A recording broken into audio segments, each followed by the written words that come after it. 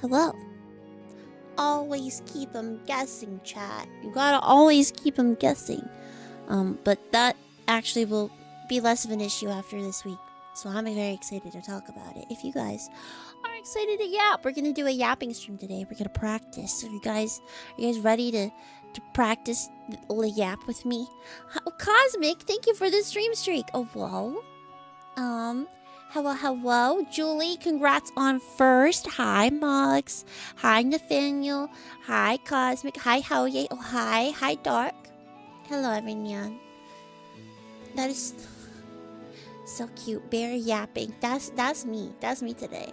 We're gonna be yapping. We're gonna try to anyway. It'll be an experience, and we're gonna try it out together. Cause, as a lot of you guys know, maybe / could perhaps tell. Oh, Ansvar is also talking with me, bro. Why are you talking with me today? But as I'm sure a lot of you guys know, I have a lot of anxiety about just chatting. Just chatting. Hang on, we're gonna actually swap songs. Sorry, Ansvar. Perfect. That way, I don't have to shout over the OST. Hello. How is everybody? Happy Thursday. It is Thursday, which means it is one day closer to Friday. And I know lots of people in the community and beyond actually have their work weekend on Thursday. So very happy weekend to all of those to whom that applies. It does not apply to me, but I have a pretty fun day tomorrow planned. So it's basically a weekend. I actually really like Fridays because I feel like you can always set up a little treat for yourself after work. And like, then it doesn't even feel like you worked. I mean, you did, and it does feel like that. But like, it's easy to forget that you did, you know? When you have something really fun planned and lined up, I feel like it makes the day go by so much faster. And then the night goes by really fast. And then you're like, wow, did I even work today? And you're like, yeah, I did. I'm really tired. But the fun at the end of the tunnel is what gets you through it, you know? Tomorrow I'm gonna be painting some pottery. So I have to figure out what I'm gonna paint. Maybe they'll have a bunny and I can paint Ansvar because I am brain rotted. It's what Wisp Mom wants to do for her birthday. So we go out to go paint pottery for Wisp Mom's birthday. It'll be fun. I don't know. Maybe I make a plate. I'll make like a Celos TM plate.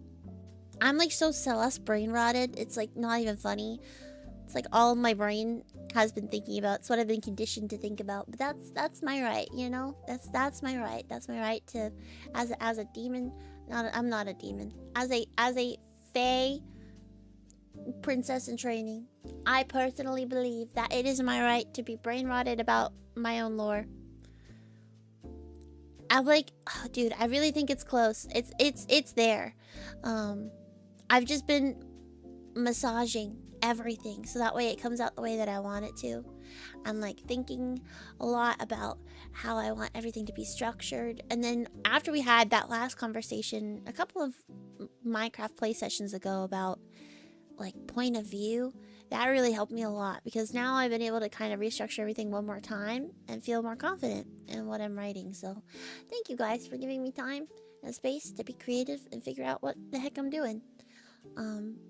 I promise the wait will be worth it. I was low-key lore dumping on poor Ryusei the other day and I was like, dang, I'm sorry, bro. He's like, no, it's fine. I'm like, no, I'm sorry. But at least I can summarize quickly and easily now, in like a paragraph or two, the broad strokes of the story and what happens. And that's more than I could do even a year ago, because I was struggling a lot with like, how do I explain this succinctly? Because I felt like there was a lot going on, and there was, but it was just more that it wasn't ready yet. Because I didn't have all the puzzle pieces in place, so rather than getting to explain it linearly like I can now, I had to like explain several separate concepts and then try to convey that. And that's like always hard, you know? But We out here. We out here. We being creative. And I've been trying, I think I mentioned it last time. I've been trying to teach myself how to animate. It's not going amazingly, but it's not going as poorly as I thought it would, which is good. I'm trying to, so me and Stelly are going to put out a short for the cover that we just did, which is on Stelly's YouTube. And I wanted to animate something for it. And I've done like 3 versions of it and I don't like any of them. But each one has improved. So, you know, I think that we're getting somewhere. And that's always exciting. You know, when you can see, like, you can physically see improvement in the things that you're making and the stuff that you're doing. So, just your weekly reminder to just try the stuff that you want to do. Spend a little bit of time on it every day.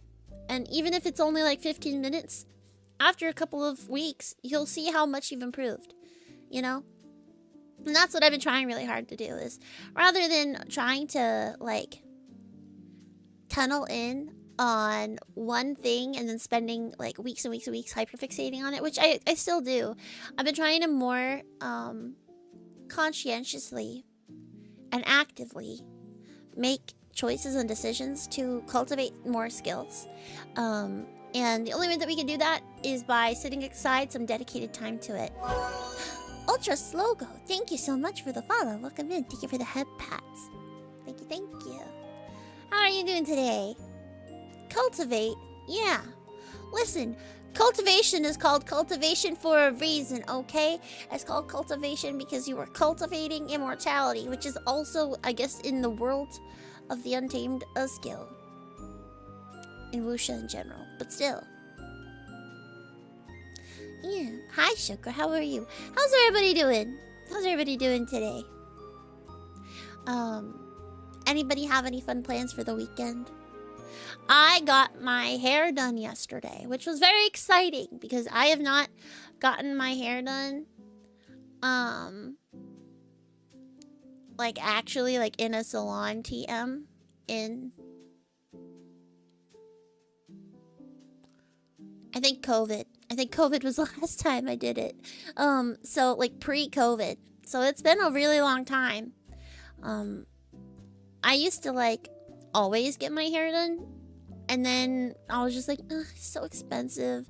And I have to go sit in somebody's studio for like a really long time. And then at the end, I have to pay so much money. It's like, nah, nor. So I'm like so excited to feel like myself again. Because it's been a while since I like was like, oh, yeah, that's what I look like, you know? So it's been good. But that did mean that none of my makeup is good. None of my makeup is good anymore. So I had to go get some new makeup, which I've been putting off for a while because makeup is also so expensive.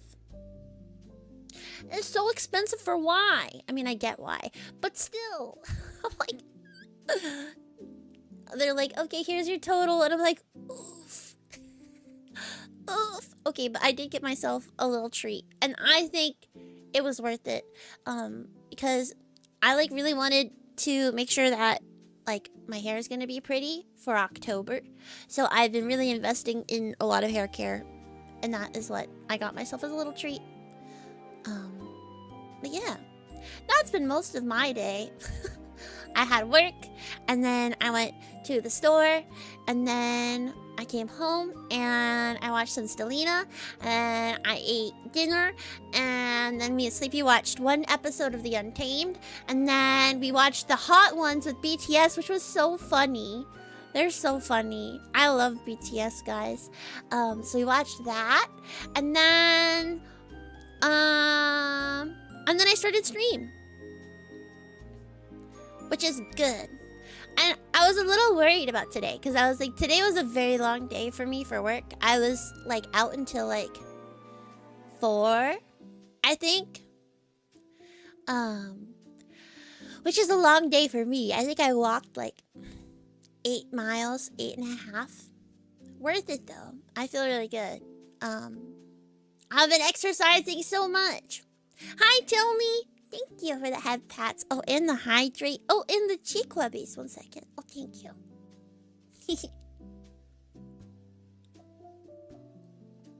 Amazing. Thank you. But yeah, I was like, I don't know how I feel, but I actually am feeling really good. Did you miss hearing about me eating food? I actually ate twice today. You'll be very proud of me. I ate a breakfast sandwich, and I had a coffee, and I had some chimken, and I made some hash browns.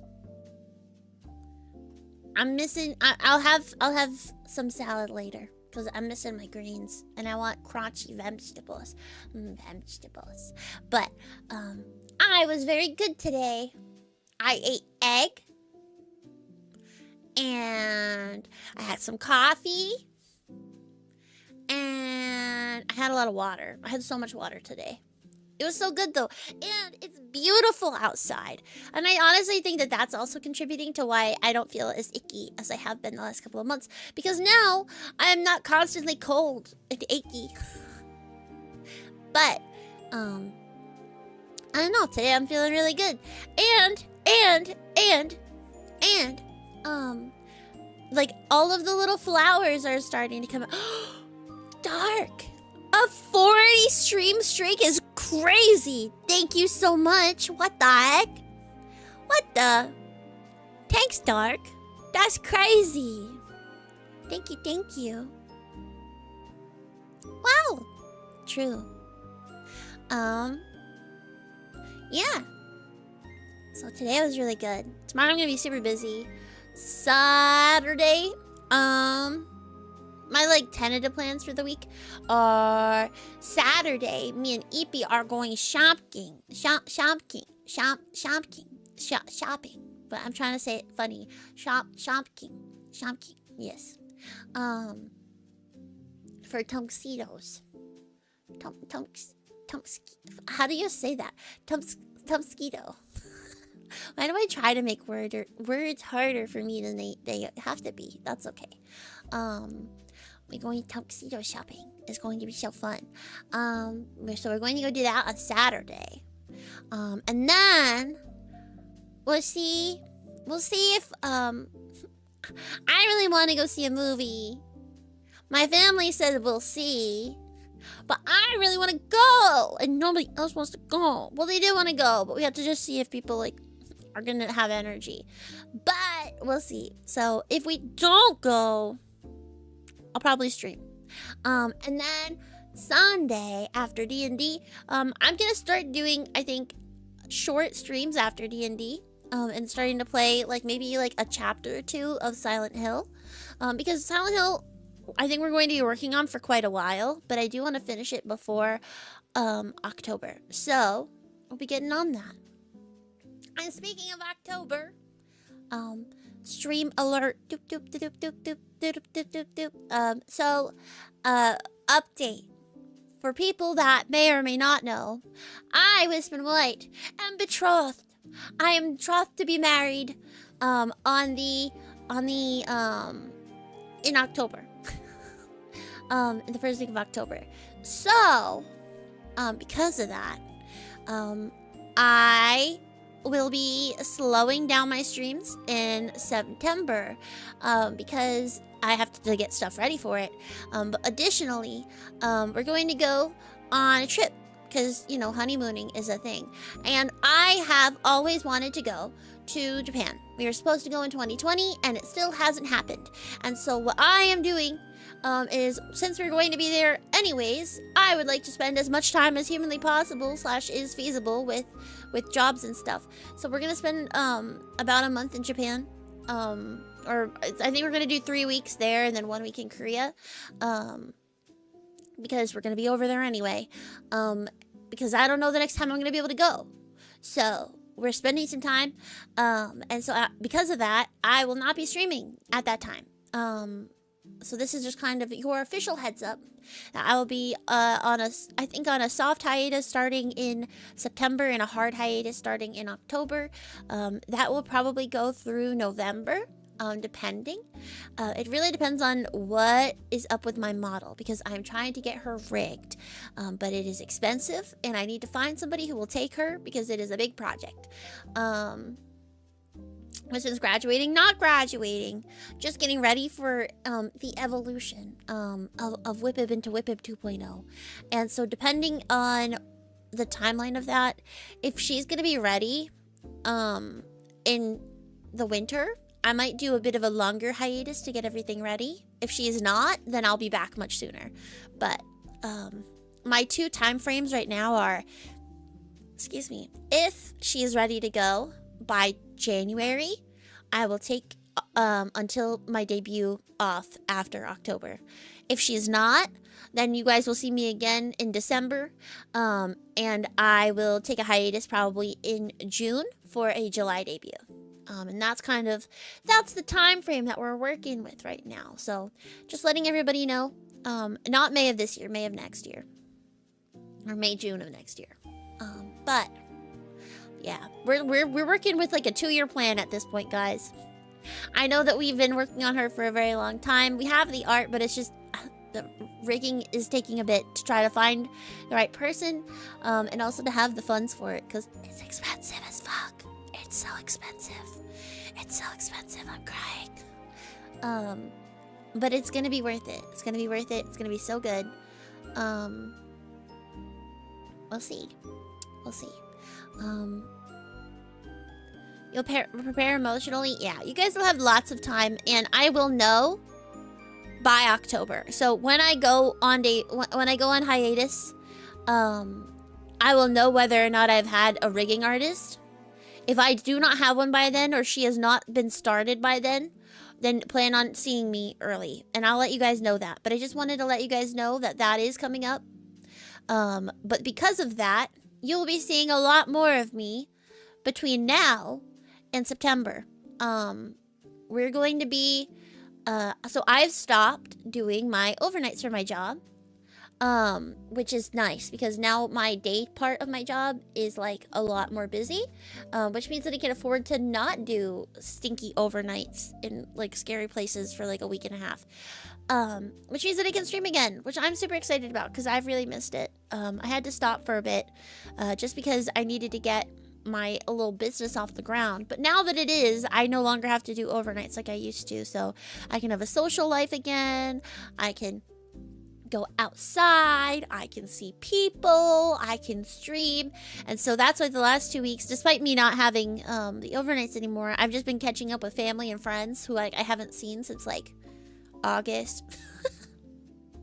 I'm like, man, I haven't seen any of you guys. And they're like, yeah, we know, you've been so busy. I'm like, bruh, I like blinked and it was suddenly March. I'm like, this is crazy. This is how time passes. You know? You like get so caught up in your job and everything else, and you blink and it's been months and you're like, oh shit.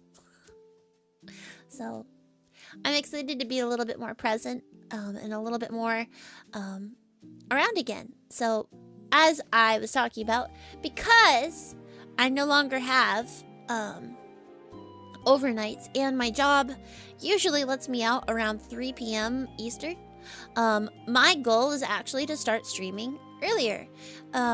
A lot of you guys may have also noticed that Stellina is also starting to stream early, which I think is exciting. I think we could all like actually hear physically how much more of a morning person Stelly is than a night person. I'm like definitely a night owl. I get all of my work done at night. But I've been so good and so healthy recently. I'm sorry to yawn, but I've been so good. And I've been really, really on top of my sleep schedule. So I've been going to bed at 11, which means that streaming at 9 usually means that I can't usually last longer than like 2 hours before I start feeling big eepy, and then I need to take a break. So I'm hoping that we maybe start stream a little earlier in the day. Let's see when I had a proposal that I sent to Stellina for when I was going to start streaming. You know what, this is something that I really admire about Stellina. And it's that Stelly always has shit prepared. You know, like she has like a whole like 11 slideshow, even for just like a small stream. But like, I'm thinking, depending on the day, she just seemed like an organized person. She really is, Scott. She's like my lifeline. She's like, well, I have to be because I need it. I'm like, see, I need it too, but I just wing it and I just hope that it goes well. But my thought is, hopefully, oh, hi, Yandit. My thought is that I want to start stream around like 3 or 4 p.m. on Monday, Wednesday, Thursday. And yeah, Monday, Wednesday, Thursday, like 4 o'clock. And then, go for about like 5 or 6 hours. So I'd probably end around like, 9 or 10. So like 4 to 10 is what I'm thinking about shifting. Because the other thing that is good about that is that it gives me so many more options for people to raid if I end at 10. And then I can actually be around to be present in other people's streams. So that would be on Monday, Wednesday, and Thursday. On Fridays, I would end early. So Fridays would be a short day. I might even start earlier that day. And Saturdays, I would start late. So Friday would be like maybe like a 2 or 3 o'clock, and we would end around like 6 or 7. 6, 7. But then Saturdays we'd start around 6 or 7, because I usually have things in the morning on Saturdays. And I think generally I will have Sunday off, as well as Tuesdays. Fridays we end early so I can go hang out with Sleepy and have like a fun little date night or something, because I feel like that is an appropriate amount of time. Hi Phantom, thank you for the stream streak. And yeah, Julie, hi Julie also. And hi Entity. Sorry guys, I've just been yapping. Hi Ashiwu. Let me read chat, because sorry, I've just been talking. Yes, I play D&D on Sundays with a couple of my friends, and it's really fun. But it's not every Sunday. So some Sundays I might be live earlier. But yeah. And thank you for the congrats. I am not graduating. You might be very dead by the end of the year too. Thesis go burr. Yeah. Theses are hard. Thesis-I, my cousin just completed his, and I'm like, bruh. Stelli's very organized. She always has lots of slideshows and then lets me copy them and then turn them into my own thing, which is super nice. Thank you for the hydrates.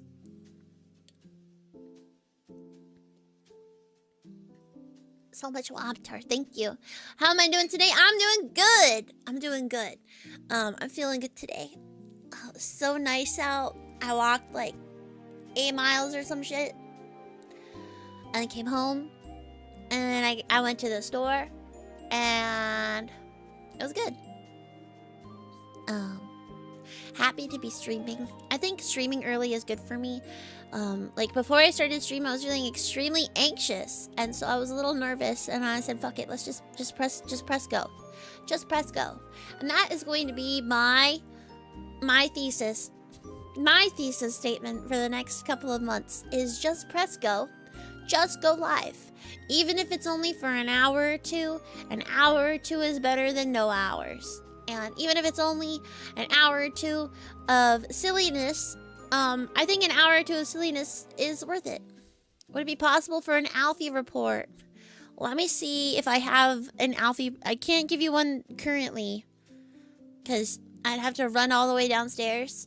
But let me see if I can send a picture of Alfie to myself, and I can show you guys a picture of Alfie that I have not posted. Let me see. General.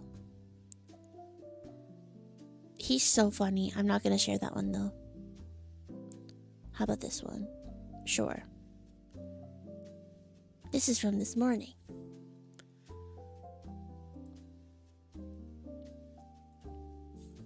It's kind of blurry.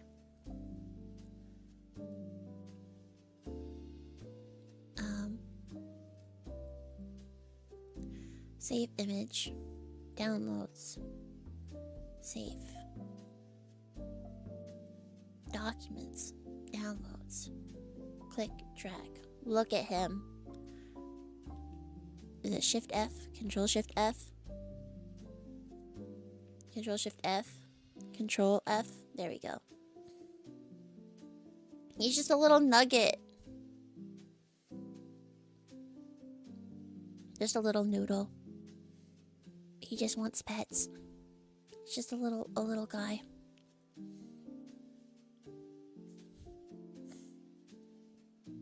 He's so funny. That was him this morning. He didn't want to wake up. I rolled over and I was like, "Are you ready to wake up?" And he was like, "No." Thought he was much larger when you were zoomed in. No, he's 10 pounds. He's very small. He's just a little baby. He's just a little baby guy. I'm like looking to see if I have any other photos of him that I could share. He's very funny. He's just the littlest guy. Here, how about this one? I tucked him in. He like bundled up on the couch, and I was like, and then he like looked over the top at me. Hang on, Control F. He like looked over the top at me and was just like, "Hi," and I'm like, "Hello, buddy." Hi, buddy. So I had to take the picture because he's so cute. He's so stinking cute. He's like, "Hello, Mom." I'm like, "Hi, baby." Hi, Toey. Yeah, he's 10 pounds. He's 10 pounds. He's just a baby. He's just a baby. Yeah. That's my Alfie. That's my Alfie. He's just a baby. Yeah. Alfie report.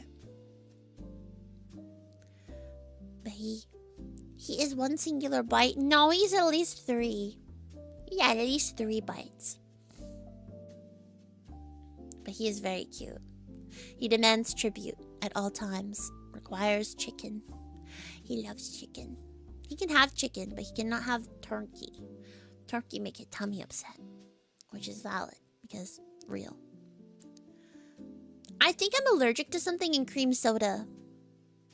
The last 2 times I've had it, the entire back of my throat like immediately swelled up and then like broke out into hives. It wasn't like hard to breathe, but it really hurt. Like, it was like really painful. So I like don't know. I'm like, maybe it's a preservative in it. I don't know. I meant to take a picture of the bottle so I could try to figure out what ingredient it was. Because you know what other ingredient actually does it to me? Cold cut turkey.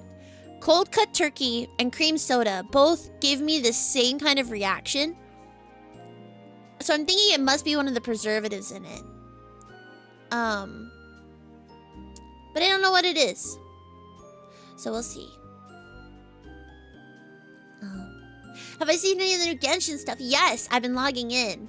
I actually am 59% through the area of the map that I have been to, the one that's right next to Mondstadt. And that only took me like an hour and a half. So I'm curious as to what else is there, but I have not been spoiled and I've not seen any of the promo for it, so I'm excited to like kind of explore a little bit more. I was exploring as Venti, and like, you know how the new areas, they all have like a puzzle that sends you like on a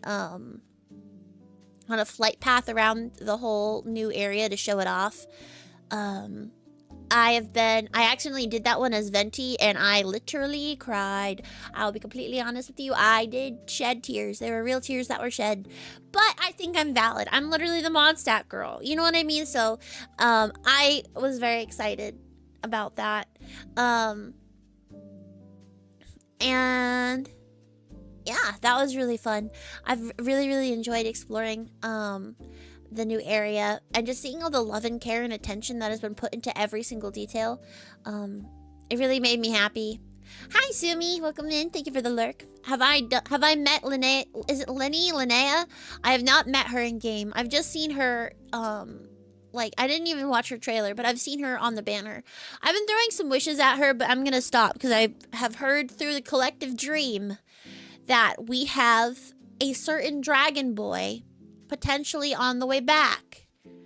And thus, I'm waiting. Because also, if a certain cryo polearm user is also being added to the standard banner per the collective dream, which I definitely have not partook of.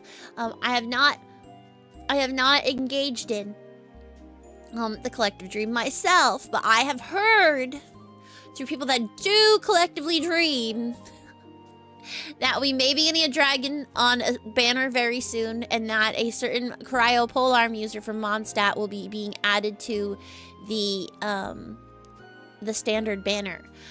So I kind of want to save for that because Linnea is cool,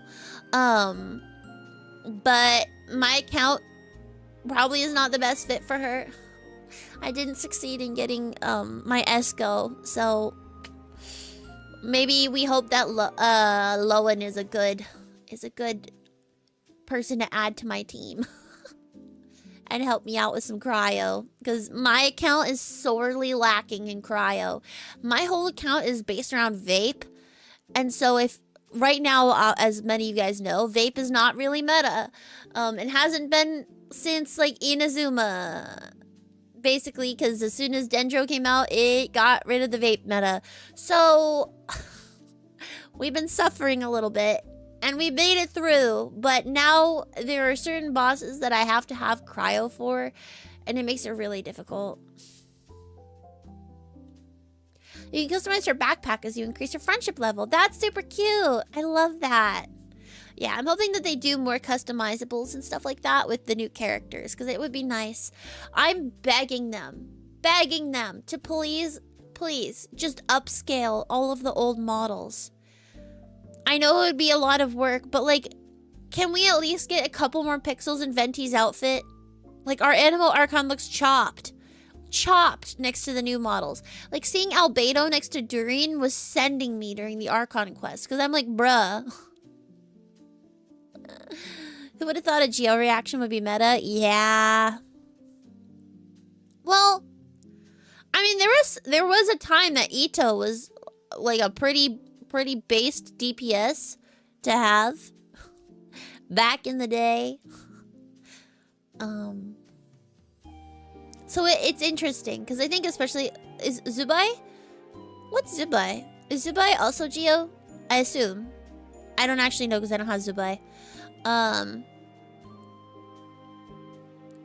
She's so hot. I like Zubai a lot. Yes. I was like, wow. Very strong reaction from Entity, but I agree. She deserves it. Gio Uma, yeah. She's so cool. So cool. She's so cool. That quest was really cool. This year's Lantern Rite was good.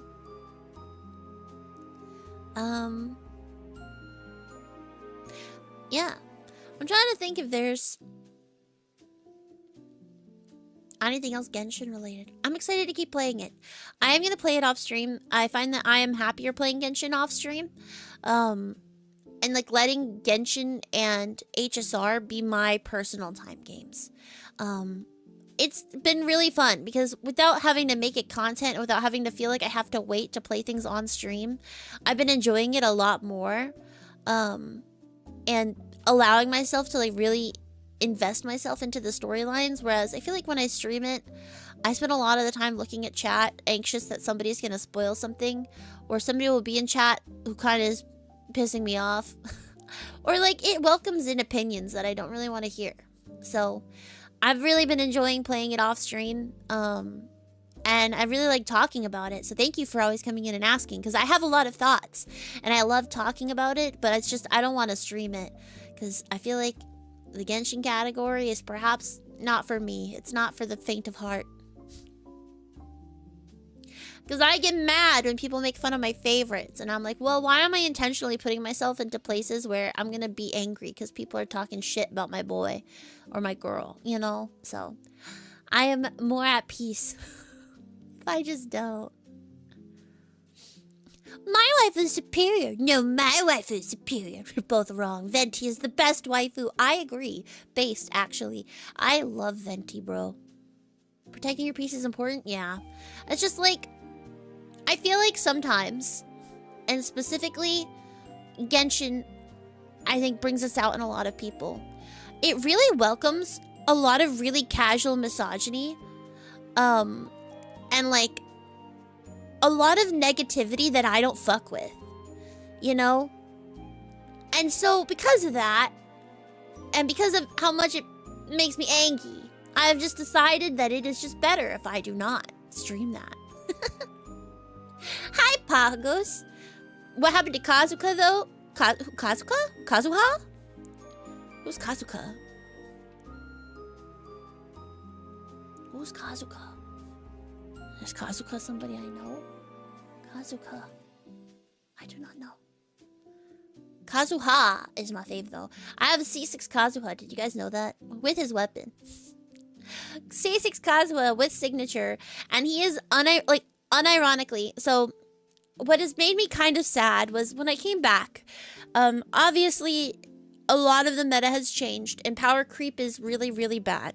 And what I was noticing was my child was not doing the numbers that he should have been in the overworld trying to fight bosses. And it was really frustrating because I'm like, bro, why is my child hit for almost, like, my child hit for 800k at one point, you know? Like, I have, my record on my account for most damage done in a single hit is my child, and it was 829k or something ridiculous. He was struggling to hit 30k against some of these enemies in the overworld, and I'm like, that's ridiculous. I think it's because the defense is just so high, or like resistance, maybe, like elemental resistance. But as somebody that's like hyper invested in one team, which is my international child, it really is like frustrating when I'm like, dude, I did my burst correctly. Kazuha ult was up. Bennett ult was up. Shunling was out.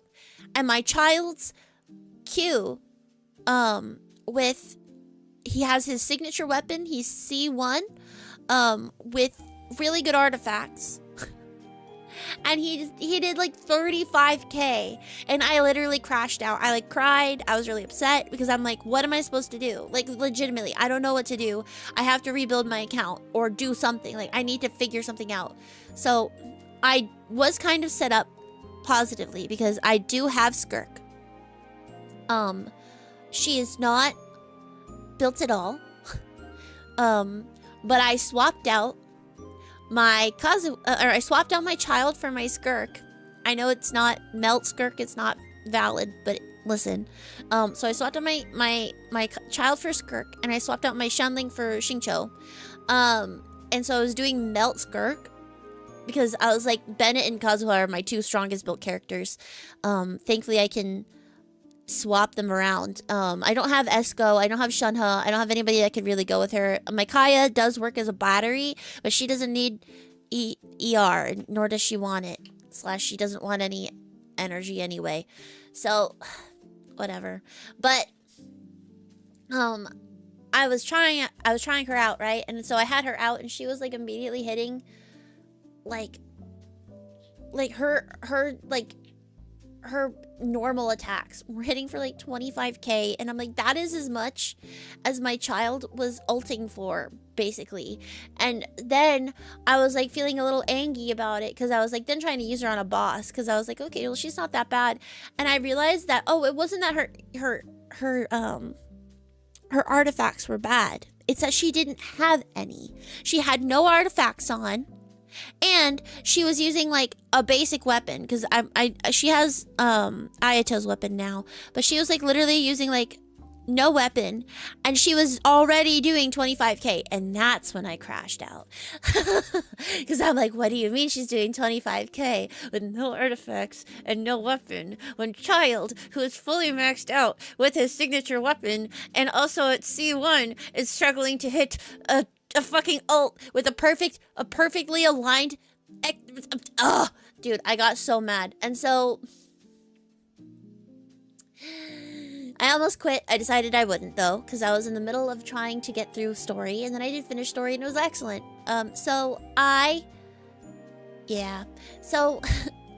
Thankfully, Varka was right around the corner, which is the main reason why I was back, because I needed to get primos for Varka, and I did get Varka to C2, and I have his signature, so we are actually Gucci with that, because I've just been using Varka on everything. His talent, oh yeah, that's the other thing, her talents aren't leveled. Her talents aren't leveled, and you know what Child's are? Child is triple crowned. Child is triple crowned. Triple crowned. Hitting for 35k, guys. Anyway. Yep. Skirk was doing that with 333. 333 talents. No artifacts. And a +0 blue weapon.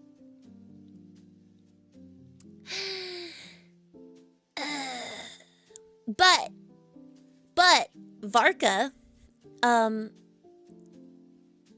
Varka's my favorite. Varka's amazing. I don't care if it's a cash grab. He is so fun to play. He's so easy to play, and he annihilates literally everything on the board. It's perfect. It's amazing. He goes great with my Venti. Listen, so I'm a really big Venti fan, right? I have a really, really well-built Venti. I have an attack Venti. I have literally a shotgun Venti that I built that way back in the day, back when that wasn't meta. It's meta now. It has been meta for a while, and he was already built like that. So, thankfully, my shotgun Venti slides right to that team. I have moved Bennett off of my Child team, and then I've been using Shenling as a stand-in because I don't have Durin yet. But my Varka team is already actually pretty well built, so he slid right into that team. He's not fully built yet, but he's doing enough for me so that I could actually clear all the content that I was struggling with a lot easier than I was before. Yeah, so I'm very excited to get Durin.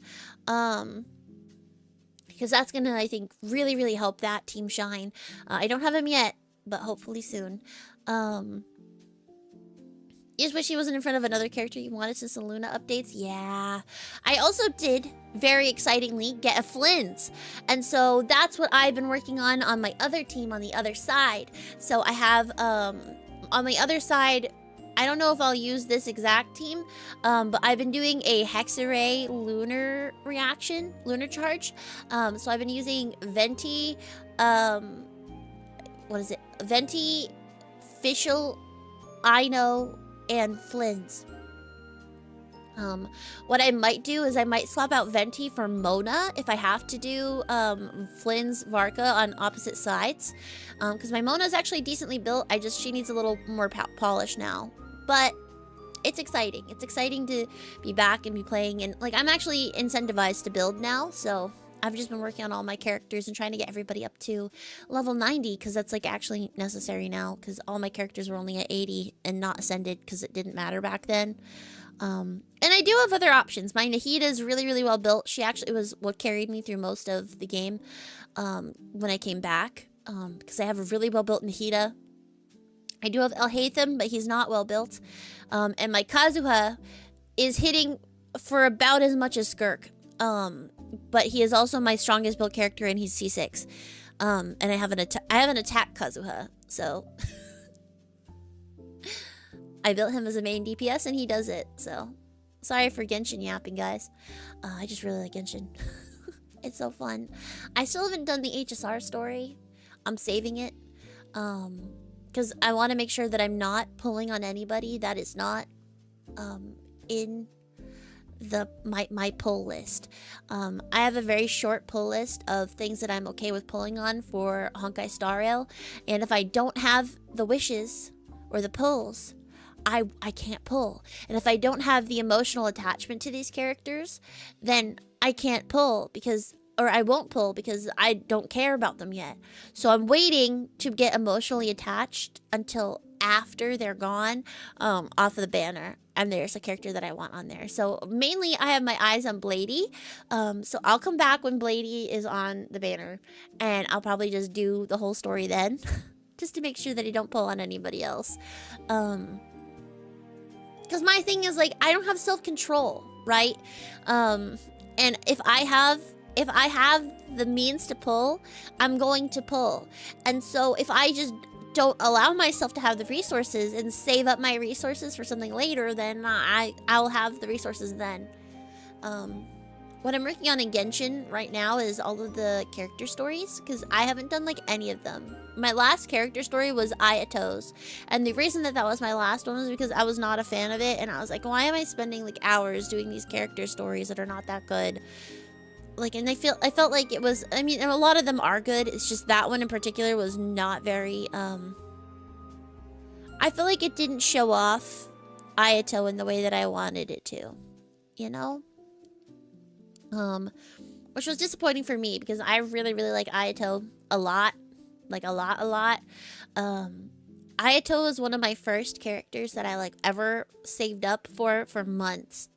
Because, like, before Ayato, I think I was a little bit more, wish happy, and I tried to get as many characters as I could. But once he dropped, I had saved up for months. I got his C2 and his weapon without swiping, because I just saved up. I got super lucky. So, no D-Luke though. I won all my 50/50s on it, and I was really upset. I'm like, bro, you can't even give me a standard, like, bruh. It's fine. Because back in the day, I used to be wishing to try to lose my 50/50.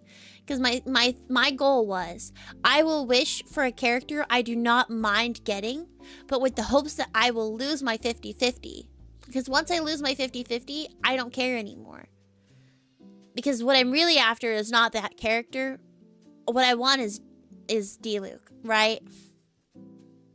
And so as soon as I lost a 50/50 and I had a guarantee, I no longer really cared. I'm like, whatever. I'll get who I get.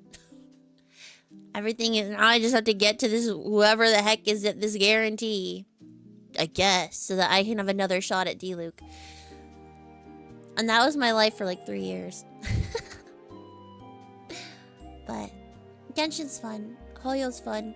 I just think, and I hope it is okay with you guys, I just don't want to play it on stream. I feel like it's just, I'm happy or not. I'm happy or not. I will sometimes maybe stream things that I'm really, really hype about.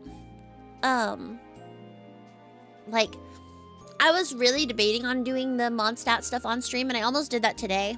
And I might even later, if I don't have anything else to yap about, we might go over and swap to Genshin.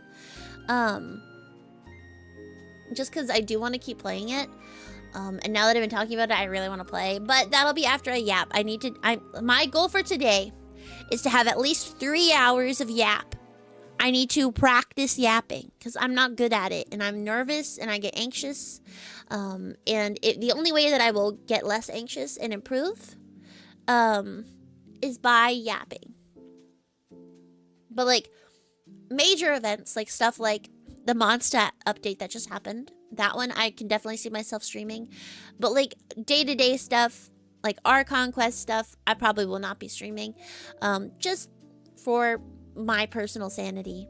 But if there's something that I'm excited about that I really want to get my reactions for, I think that is something I want to stream. Because like I was kind of sad that I didn't get me crying over the new area low-key on stream. I was like, oh, I should have streamed this. But I was like, but I'm so excited, I couldn't wait. I logged in to do my dailies and I saw it on the horizon and I was like, I can't resist that. I need to go over there. I need to at least unlock the map. I can't just not unlock the map. You know, I just gotta touch it. And then I spent like an hour and a half like just fucking around doing stuff on the map, and I was like, oh, I should have saved this. It's okay. Another goal for myself this year is learning that it is okay to just play things on my own time. Not everything has to be on stream. It is okay for me to not have to feel like if I'm playing a game that I have to stream it. which is really difficult. I think a lot of other streamers like understand this too, where it's like you feel like you have to monetize and turn everything that you do into content because I don't know, that's just the mentality that a lot of us have, right? And so what I've been trying to do is trying to reserve more things for me to do and only have for myself. And like that's hard, I think, for a lot of people, because you're just like, well, I could be streaming this. Like, why wouldn't I stream this? I need to stream it. And it's okay to not. It's okay to not. It's just hard. It's hard to get there.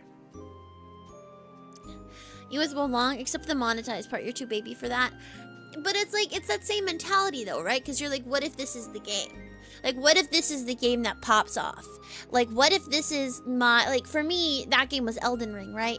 Where I was like, oh man, my normal, like CCV is around, like, you know, like between 15 to 25 on a good day. Like, it'll be between those numbers. Sometimes on a really good day, it will be around 30. That's rare, though. With Elden Ring, my numbers were like 25 on a bad day, 40 on a good. And that was crazy, right? And so I was like, oh shit, this is my game. This is the game that's gonna blow me up. So I played it a lot. And people will come in for it because it's fun to watch me suffer. But since then, I feel like there's always this little goblin in my ear being like, what if this is the game? What if this is another Elden Ring? What if this is another Elden Ring? Which, of course, it's not going to be like Elden Ring, the game, right?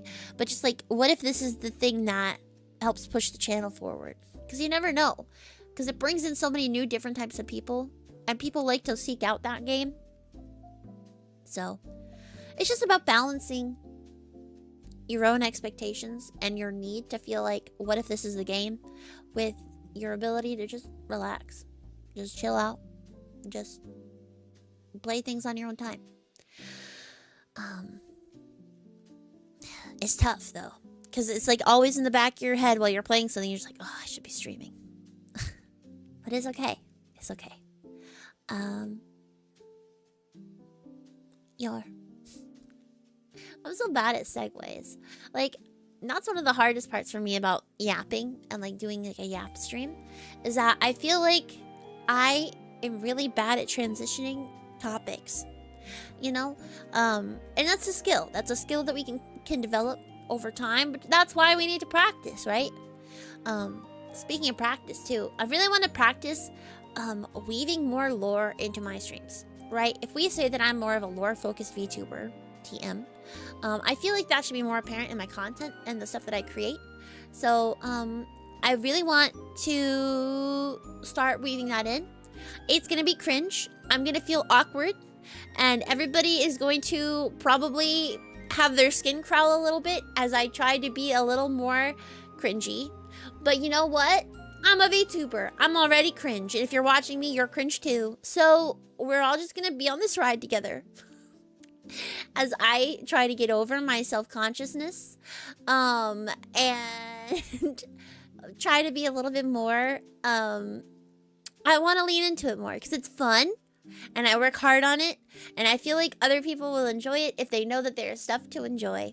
So I'm working hard on trying to develop a new script so that way I have things to say when I start my stream, when I end my stream, when I transition, when people come into chat, when people join. I want to be like, right now we're super chill and cozy, right? And I don't want to change that up too much, but I just want to have things that are a little bit more in brand. So that way when raids happen, I'm less scrambling for things to say. And it's a little bit more in theme. Because like, I think I want to rather, like, I don't want to lore dump. I want to create intrigue and make people want to stick around and learn more. Because that is the goal, right? So, I don't know. I've tried to do it 2 times already, but it just didn't feel quite right. So I'm hoping that this 3rd time I find and land on the thing that makes me feel less awkward doing it. But it'll be good, you know? We'll see. We'll see.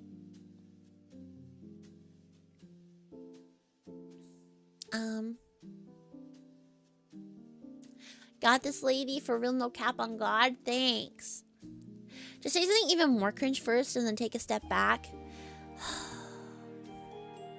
I feel like I do that but without even trying, though. Like, I feel like I inherently am a very cringe and awkward person, which I think is part of my charm. Ooh, woo. I think part of my charm is that I'm extremely awkward.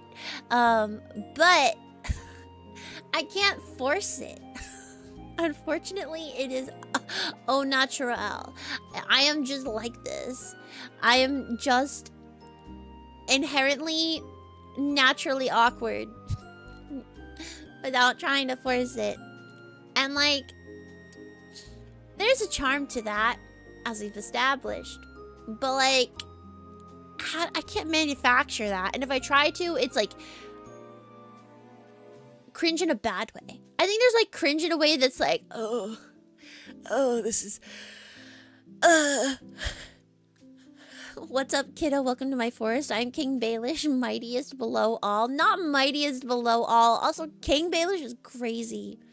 Asa would stomp on his ass. Presumptuous little rat. King Asa is so cool, though. I think it's like... I don't know. I love Asa. I just want to talk about my OCs. I just want to yap about them, but I understand that I need to put out more content first. I need to put out more content so that you guys understand who they are, so that you guys also want to hear about them. And I have so much. I have so many pages, so many words already written, but I just need to make sure that they're like consumable. Because I feel like most of the stuff that I write in its first incarnation is usually in like a form of prose poetry where it's very loose and unstructured. But I feel like that's just my writing style, because it's not like it's like shorthanded words or anything. It's just like written in a way that is a little more freeform, that puts more emphasis on the emotion of a situation and the internal monologue, you know, like where we'll have lots of run-on sentences for anxious moments and things that are a little bit more fragmented and segmented for like moments of like dissociation or like moments of shock. And the dialogue is a little more free flow, but I want to make sure that it's a little bit more formalized and easier to consume. I think there's places for both of those, but I think I personally would like it to be something that's a little bit more polished, so that way if I did want to end up trying to submit it to a publisher or something, and have it get turned into a novel, I mean, I might even self-publish someday, right? But I think it would be cool to maybe try to submit it to publishers and at least get feedback. Because that, like, getting feedback is so crucial. I love feedback. Even if it's negative, I really like it. Because it helps me point out weak spots that I can work on. And it's usually constructive, right? It's like, oh, like this part is really weak. This character is XYZ. I'm not feeling a connection to this part. This part was confusing. And I'm like, okay, well, now I have to go think about how can I clarify this concept? How do I make this character easier to get attached to? How do I strengthen that part? Hi, Stellina. And I find that once I have those guidelines, I can write better. Feedback, Baelish deserves an empire, totally. Listen, Baelish may or may not low-key be in line for the Sealy, for the court, for the throne of the Sealy court, you know? He may or may not be in the line of succession. I cannot confirm or deny this information.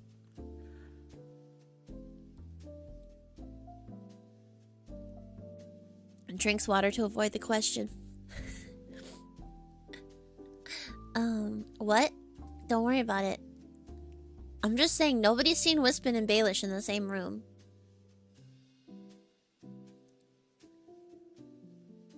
Nobody's seen Baelish and Wispin in the same room, that's all I'm saying.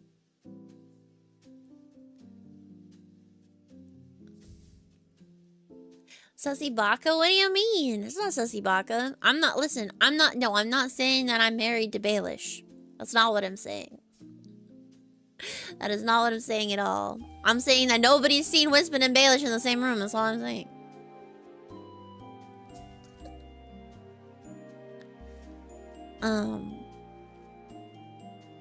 Dude, it's gonna be 70 degrees tomorrow. Hell yeah. It's gonna be so nice out. It was hot today. It was supposed to be cold. And then I was like in a sweater and I was like, why is it so hot? Who the hell allowed it to be so hot? I mean, granted, it was like 55 degrees. The implication? What do you mean? There's no implication there. Listen, Wispin just like me.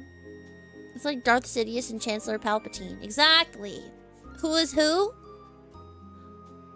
Don't worry about it. Have your window open? You're so happy, bro. I would, but I'm like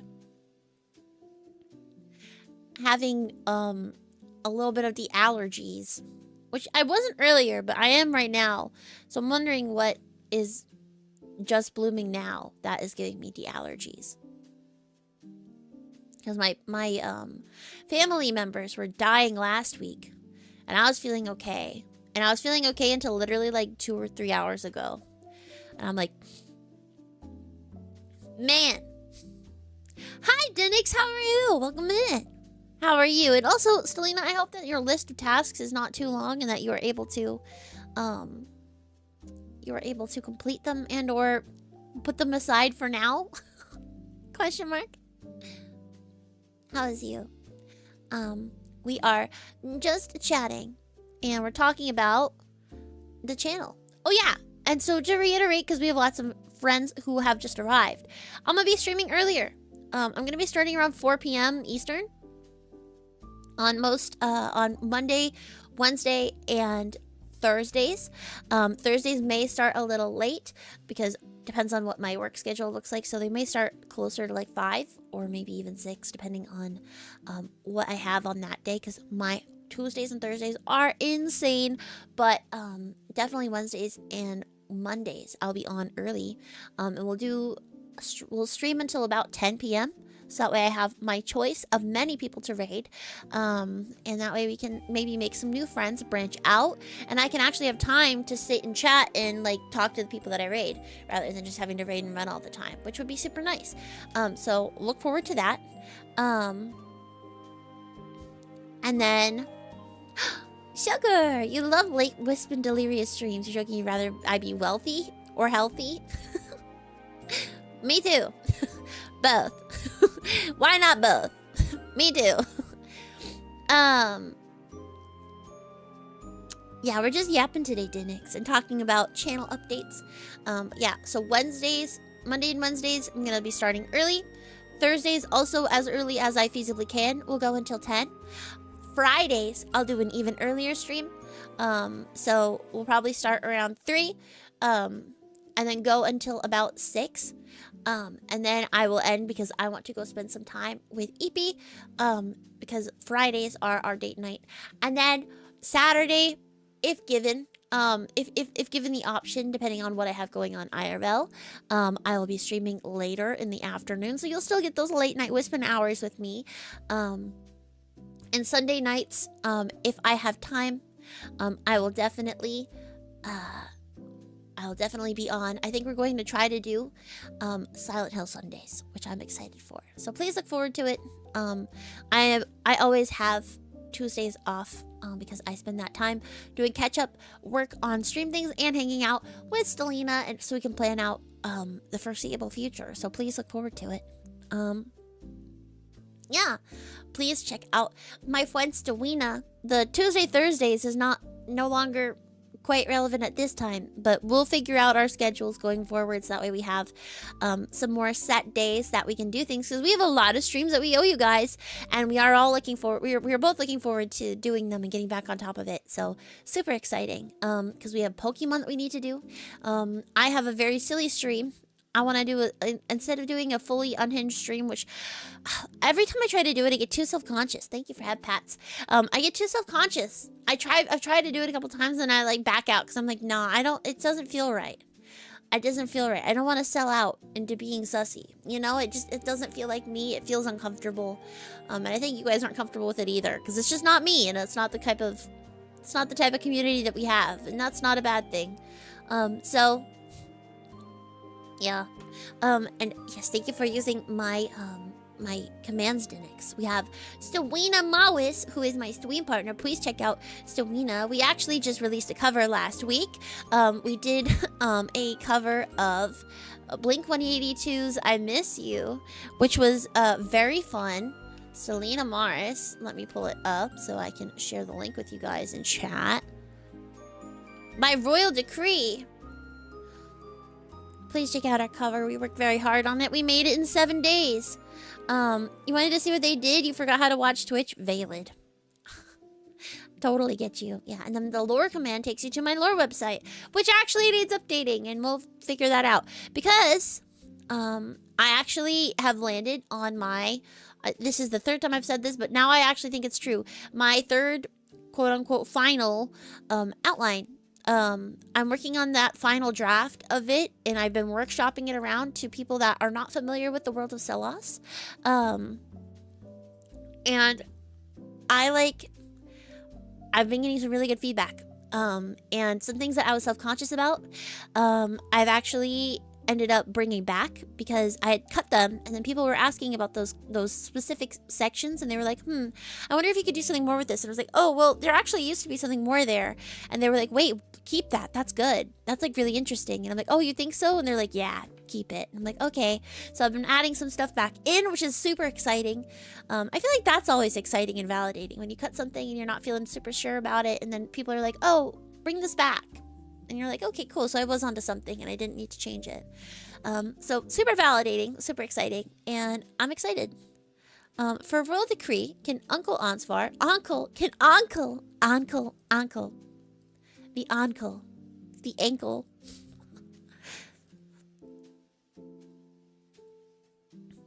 Yes, he can wear a hat. Let me find him a hat.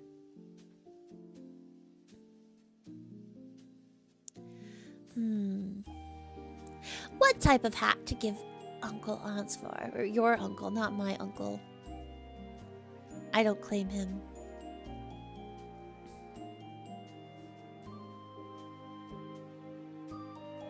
The first 10 seconds always make you laugh. Thank you. The first time I made it, it didn't save, so I had to make it again. Which was sad. I haven't finished, actually, and to answer Dinix's question about Crimson Desert, I have not played it. I was waiting because I tried a little bit of it, and the controls were not for me. So I was hoping maybe there might be an update that changed the controls a little bit, but the more that I've heard about it, I don't know if it's for me right now. I might pick it up in like a year if, you know, there's maybe an update, or once it gets, you know, some stuff smoothed out a little bit. But I'm trying to be better about not playing every game as soon as they come out, because I feel like that was me for a while, was feeling like I had to play everything that came out on the week that it came out. And then I keep having to remind myself that I played Elden Ring like a year after it came out, and it still did really well, because I mean, obviously Elden Ring is always going to do well, but I think it's okay to sometimes just let things ride and then see if you still want to play it in a bit, you know, after it's been a bit. Also just saves money, because games are expensive. And it sucks when you've like bought a game and you end up not liking it, but you've played too much of it because you played it on stream, and you can only refund it if you've only played less than 2 hours of it. And then when you've already played 2 hours of it and you're like, ah, shit. You know? When Elden Ring 2, right? Real. I just want to play more Elden Ring, and that's going to be something that I'm playing a lot more too. So you guys are going to see a resurgence of a lot of games that have been on the channel before, or that I have played once and never finished. Sorry, the item is very glowy. Hang on, maybe not this one because it has the giant glowy face on it. But you guys are going to see me playing a lot of games that I got close to finishing and never finished, or games that I've been meaning to finish for a while, so please keep an eye out. I'm going to be finishing all of the things that I haven't finished, hopefully before we go on hiatus in October. Becoming a real gamer, real. I want to become the Elden Lord. Thank you for the alert, Cosmic. Have fun. And this is why you still haven't played E33. Valid. I think E33 is one of those games that's gonna stick around for a while, though. I really want to play the Verso DLC, but I'm actually gonna play that like we were talking about earlier. I'm gonna be better about keeping games off stream if they are things that I know might make me frustrated. And or things that I just want to have my own like personal relationship with, you know? And E33 is one of those games for me that I don't know if I necessarily want to have conversations with other people about their opinions and feelings about the characters. I think I'm okay not having those conversations. So, yeah. So I'm just gonna play that on my own. I'm gonna enjoy my Verso in my little Verso corner. But something that DLC that we will be playing on stream, speaking of Ben Starr though, is the Final Fantasy 16 DLC, which I've been waiting to play for like years. I also want to play the Rose DLC. I want to finish Silent Hill. I want to finish Outer Wilds. I want to finish Twilight Princess at the very least. I don't know if we're gonna get to Majora's Mask yet. Before everything. But I do want to try to continue that. For my playthrough of like specifically Breath of the Wild and Tears of the Kingdom. Breath of the Wild, I think I'm gonna just try to rush to Ganon, which is insane, but I kind of really want to just rush Ganon and try to see if I can do it, and that could be my playthrough of Breath of the Wild. And then Tears, we did say that I would try to work on 100%ing it. So we're gonna do that because I at least don't have to replay Tears. We're just gonna vibe in the Tears category, maybe as I do a just chatting stream on a weekend or something, and slowly chip away at the list of Koroks, because that's really what I'm missing, and go through the checklist, because that's, you know, that shouldn't be too bad, because I finished a lot of the quest lines already too, so all we really have left are Koroks and locations. Breath of the Wild's better than Tears of the Kingdom. You know, in some ways I do agree with you, but in others, I actually do prefer Tears. I feel like Tears is an evolution of Breath of the Wild, in a way that I really enjoyed. And I really like the engineering. Like MacGyvering my own little like mechanisms is so fun. And I find the puzzles to be a lot more engaging for my brain, because a lot of it is like, there are so many more ways to solve puzzles now that I find really enjoyable. I will say though, you probably hate it because all your inventions are failures. No, but like, see, that's the fun for me, is when my stuff goes terribly. Hi, Phantom, welcome in. Thank you for the lurky. I feel like I have fun when my shit fails horribly. It's so funny. And then when you see it finally work, it's like so gratifying. Part of me does kind of want to start Tears over again though, because when I played Tears, it was my old model. Like, that's how long ago it was. I played Tears with Baby Wispin. The first time you watched me was Ocarina. Did I finish that? I did finish Ocarina. So we finished Ocarina, and then I immediately, I think, jumped into Twilight Princess. I was gonna do Majora's, but then I was like, I really just want to play Twilight Princess. So long ago that you literally forgot we played Tears. Yeah, I played Tears, and I was like, I waited too long to finish the game, and so I had already like kind of written fan fiction in my head of how I wanted it to go, and then the ending didn't go how I wanted it to go, so then I was like low-key pissed off, and I was like, this is why I can't spend too long on like a story-based game like this, like thinking about how I want things to go, because then if the ending that I imagine in my head is better than what ends up happening, then I'm like, okay. You'd love to see me play Tears?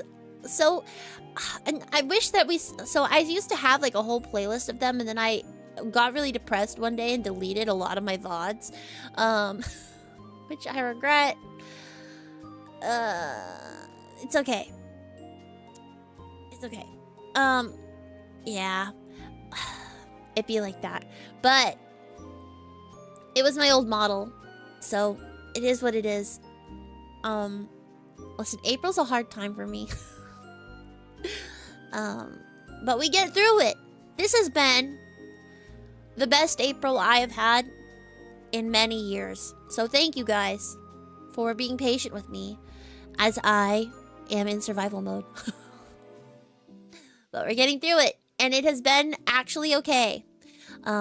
So very exciting. Love you too. Oh well.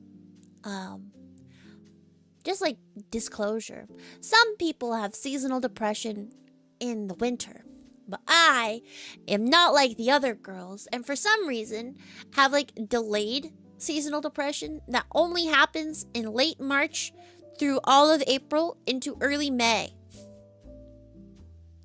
I personally think that it's trauma from school, like having all of those like super stressful tests right in that time period at the same time as it's like performance competition season and everything else, and like my body just in anticipation of it gets extremely stressed out even still.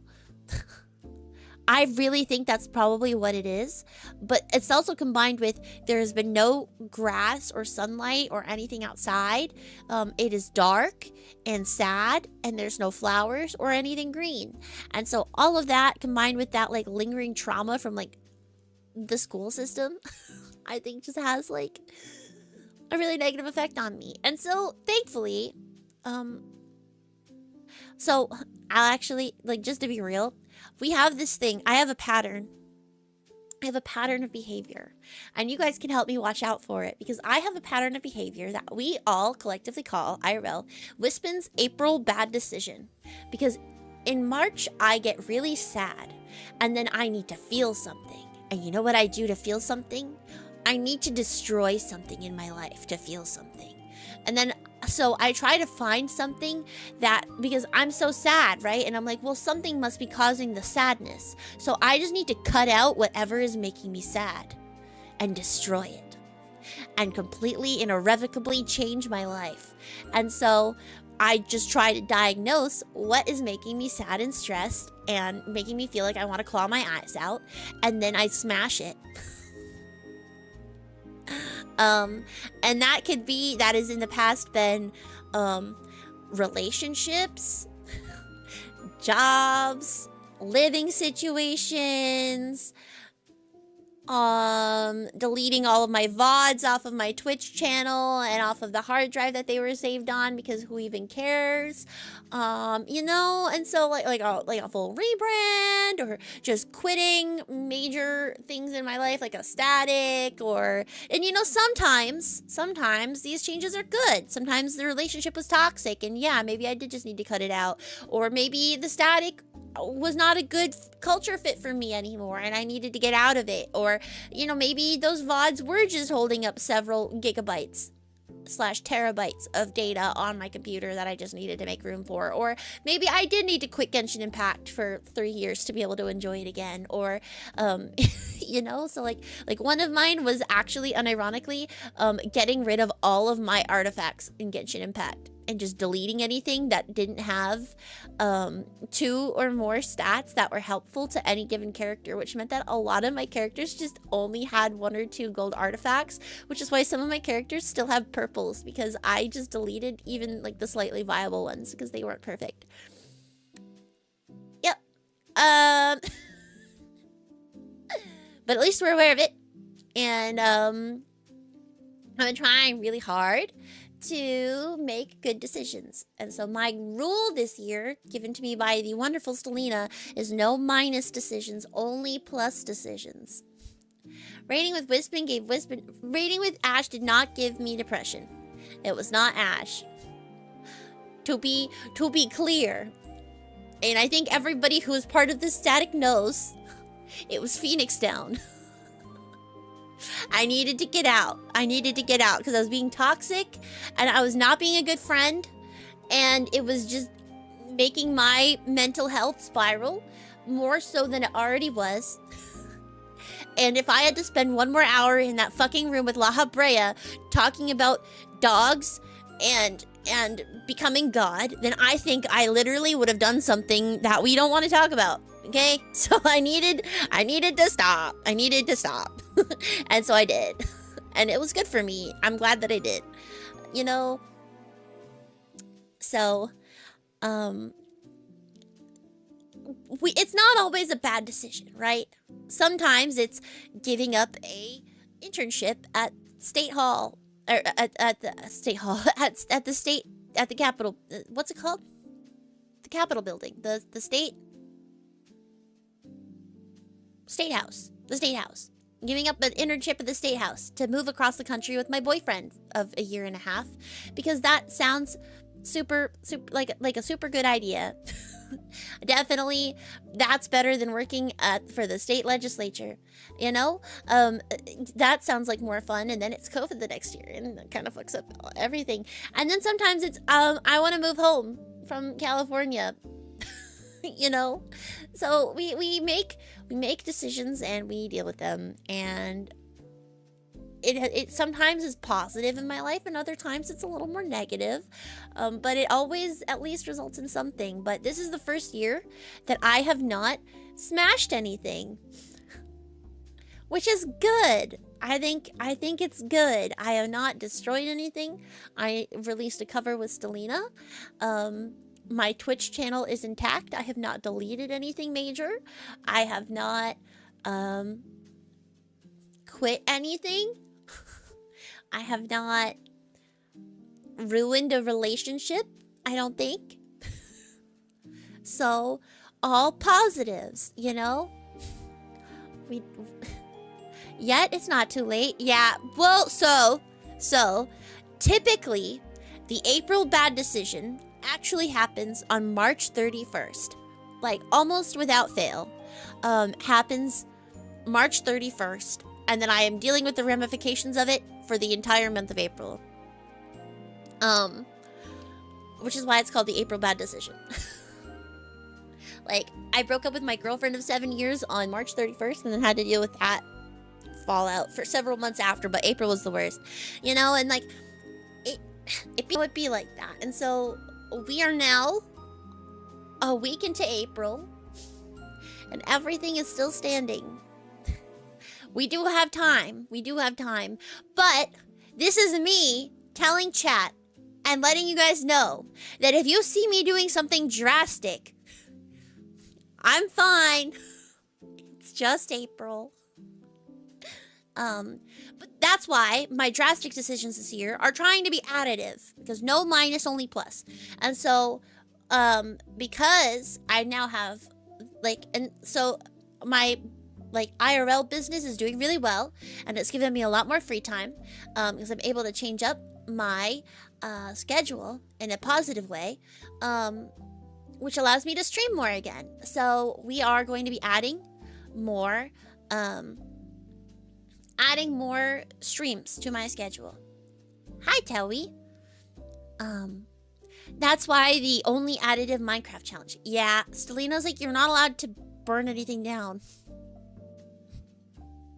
I'm like, what if I deleted the Minecraft server and got rid of the whippet? And Selena's like, do not do that. You're not allowed to. No. Smacks hand, stop it. And I'm like, but what if I did that?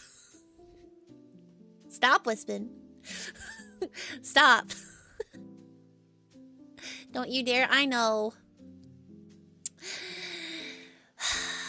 But listen, usually it comes from a place of not feeling anything, so I need to kill something to feel alive. Not like kill something IRL, but like kill something that I care about, so at least I will feel sadness and regret, which is better than feeling nothing. But I don't feel that this year, which is great. Selena, get the spray bottle. I'm fine. Hi, Snuggle, welcome in. But yeah, I'm feeling really good this year. So thank you guys for being patient with me. Because I've just been doing a lot of grass touching. And a lot of things that hopefully will set us up for a really, really good rest of our year. Question, this actually helped you. Have you tried a rage room? I don't like breaking things like that, though. You know, like, I don't like physically breaking things, because it actually like makes me really, really sad when I like break items, because I like personify the things in my life for some reason. So if I break a table, I like feel like I hurt a person and then I cry about it. So like That would be damaging. My rage is very internalized. So, like, it is less at other people or at objects, and more like I need to hurt, like, and I'm fine. I'm fine, but it's more like I need to do something that's going to hurt specifically me. I don't want to. I don't want to externalize it because that doesn't. I don't know. It does not spark joy. At all, unfortunately. And I've tried stuff like that, but it's like even like breaking a dish does not feel good. It makes me feel like I want to throw up. So like, yeah, I don't know. I think, like Stellina said, the biggest minus is all the money that is spent furnishing Ansvar's house. And, I have spent a lot of money on it, but it looks really good and I can show you guys. But also, hi Snuggle, how is you? Thank you for coming in. I really, really appreciate you. I hope that you're having a good day.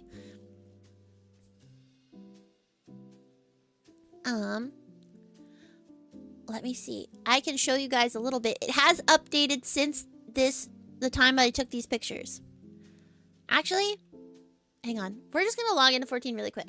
Super quick.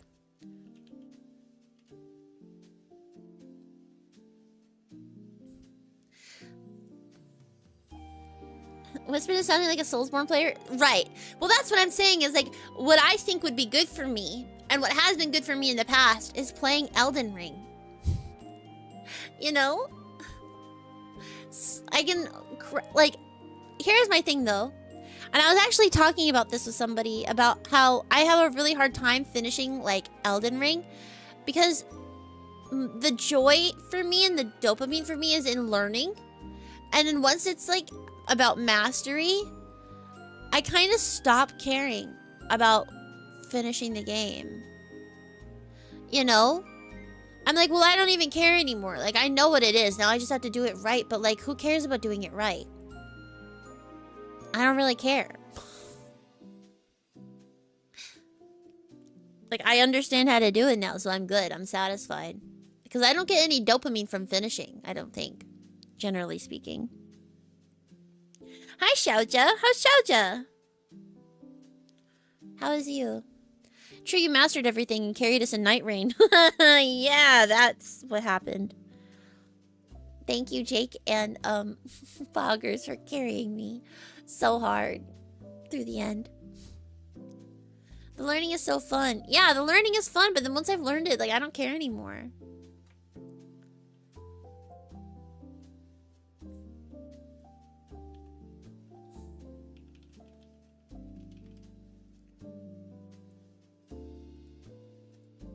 Cool. Let's go to my 14 screen really quick. 2 seconds. Oh. Hang on. I have to fix it. Studio mode. 14. Where is my game?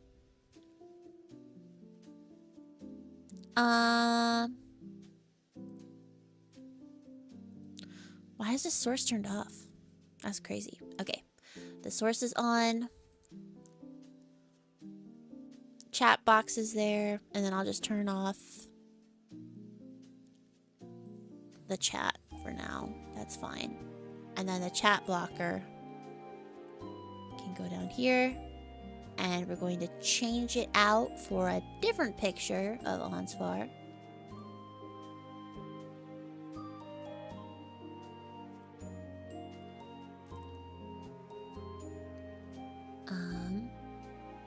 How's Wispy? Wispy is good. Wispy's gonna show off what Wispy's been working on in 14 for a couple of days, because I've been working very hard on decorating the house that I just got, because I was very lucky and I ended up actually getting a personal when I was not planning on getting one. So that was super exciting for me, because I have been spending the last while decorating it, which has been super fun. Oh, am I just not on the scene? VTuber? There we go. I was like, huh? Hang on.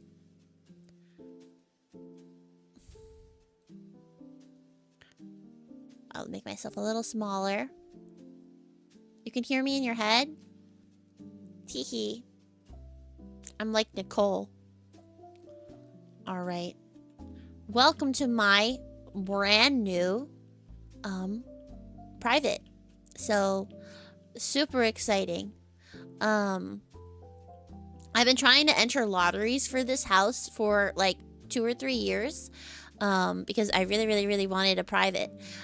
So we have this cute little glade, like it's like a tree bark, like the inside of a tree. Unfortunately, we live across the hall or across the road from a Paisa house, which Ansvar hates Paisa, so that's interesting. But we have a cute little garden for Ansvar to grow a bunch of vegetables, because all Ansvar wanted after retiring was to be able to grow veggies and flowers in peace. So he has a pretty little hydrangea bush that he takes care of. We grow some grapes on this trellis that is right here. At night, this all lights up. We have a spot to drink some tea. We have another potted plant over here. We have... Also, don't mind my outfit. I was fishing. Here, let's swap into something a little bit more appropriate. There we go. We have a cute little bird bath for Medion, who is my cute little bird right here, as well as a pretty tree. We have a tree house for the kiddos, and it's like a little overgrown to give it that like cool adventure jungle feel, so that way they feel like they're in the woods. We have a tree that we brought over from the first because we wanted to see if it could propagate on the source. We have another cute little deck for entertaining, as well as more plants. We have a little plant care station with a bunch of sproutlings that are ready to be planted. Up here we have a cute little, like again, another entertainment space with books and some comfy cushions, a bunch of flowers, a telescope, and this cute little gazebo on top keeps us nice and dry when we're up here. Unfortunately, all you can really see through the telescope is the Paisa, but them's the breaks. And that's outside, and come with me inside. I won the lottery. Yeah, I won. I was so excited. Welcome to our humble abode. So I actually set up the house. This is where the door actually is, but I moved it to right here because it makes the house feel a lot bigger. And it feels a little bit more in line with my vision for what their house would look like. So here we have the front door. Over here we have a cute little kitchen. Isn't it so cute? I had to add a window right here, but I don't have it yet. I haven't, it's still blocking. It's not done. I have to detail still. I have like 40 more slots. But this is our cute little entrance area where we could put our shoes and our umbrella and our hats and coats and stuff. We have our cute little retainer bell for when I'm checking my retainers. And then we have this little space. It feels nice and cozy because we have all of these partitions up top. This keeps breaking, and every time I try to float it, it breaks again. So we're just making peace with the fact that it's not going to be perfect. Yeah, we have our cute little kitchen. We have a cute little sitting area. So that way we have somewhere to sit. We have a little fireplace, as well as some firewood tucked out of the way. This is our breakfast nook. As well as a bunch of books for us to read, and then Ansvar's extensive book collection will be featured throughout the entire house. He may or may not be addicted to books, and that's his right. Yeah, so we have that, and then what else do we have? We have this cute, what's it called? This is a botanist table, but it's adorable. I have more stuff that I want to add and like fill this out and make this fit in a little bit more because the red kind of clashes. But I'm really happy with how it's turning out because it feels very them. You have a little chalkboard for announcements and things to remember. So if somebody has an assignment or a big date, or if On has a concert coming up, we can put it right there. And very conveniently in the family space, we have a cute little piano. So Ansvar can practice with the whole family located nearby. And he can also entertain guests by being able to play right there. I wish there was a like guitar that wasn't the electric guitar in the game, because if I could, I would love to hang up a bunch of instruments on this wall, so it feels a little bit more like an Onsfar music space, but we don't have that in the game, and that's okay. Here we have, I've been calling it just the supply area, so various things that they've picked up along their travels, or anything that needs to be kept and stored and like notated from their travels and their journeys gets kept in one of these little boxes. That way they can find it again later if they need it, as well as like things like Phoenix Downs or potions and stuff like that that might be needed. This is jokingly, I always like in my head think about this is where they keep all their tokens, like from all of the bosses that they fight. This is the token storage room. We come downstairs. This actually needs a lot of work. I haven't recolored like anything down here, so please look forward to it. But look, they have a cute little scroll storage area. I wasn't sure where I wanted to put it yet, but I will keep it because I think they do probably have like a lot of scrolls and things saved away. And then here we have a cute little nook just for chilling for the kiddos, and also a whole classroom area, which I think is super cute. So we have somewhere for the kiddos to study, because you may or may not know, but on Ace I actually have 2 kids. One is the cute little Fee. Fiette is their first kiddo, but the younger of the 2. She is a cute little cat girl that they found in Gridania, and now they have given her a new home.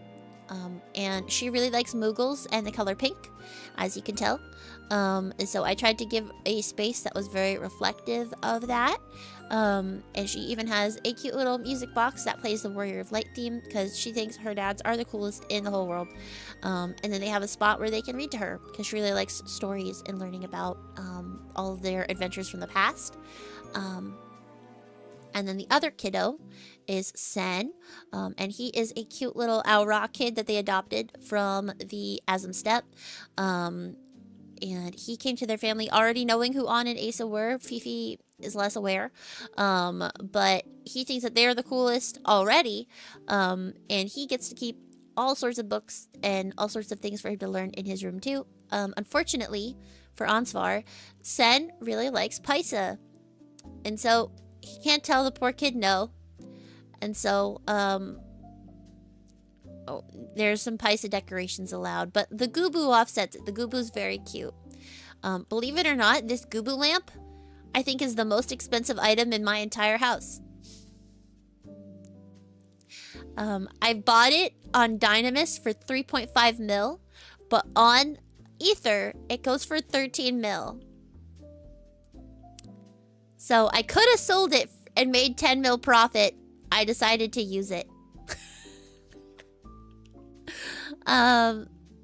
Yeah. This is the bathroom, which I think is coming along pretty well. I need to dye it and like detail it and everything, but as it is for right now, I think it's fine. Yeah. Listen, so I did finally make it back over. So I was at 72 mil before I bought the house, and now I'm down to 59 mil. But you know what? It was well spent. It was well spent. It gave me much happiness juice. So, you know, I'll take that. But yes, so I need to recolor this but you guys can kind of see the vision. We have like a getting ready area. You love the idea that one of the kids must love your neighbors, right?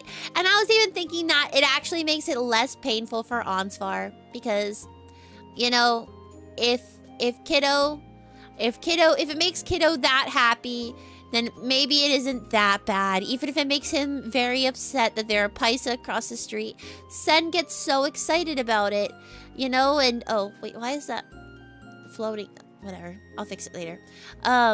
If Sen is that happy, then maybe it's not that bad. So, it at least lessens the sting. And then we have Anace's room back here. I don't like this bed, but it's what I had on hand. I have to go find them a different one. I think I'll probably do the canopy bed, low-key. But this is Anace's room. I need to figure out what I want to do with it, because I do want to have have a office space that feels more like his own space. So that way he has room to spread out. And like lots of room for plants because I want to put like verdant partitions and stuff inside. So that way you can really feel how much On loves to have and keep all of his plants. But then we have Ace's ugly ass workout gear in this little corner. I do really like their map. I think I had canon. I don't had canon. I canon it. They have a map that has everywhere that they've ever been, with little pins in it. And like with like color coded by the first, like the date that they first went there, which I think is super fun. And so I did want to feature that somewhere in the house, but I wasn't sure where to put it.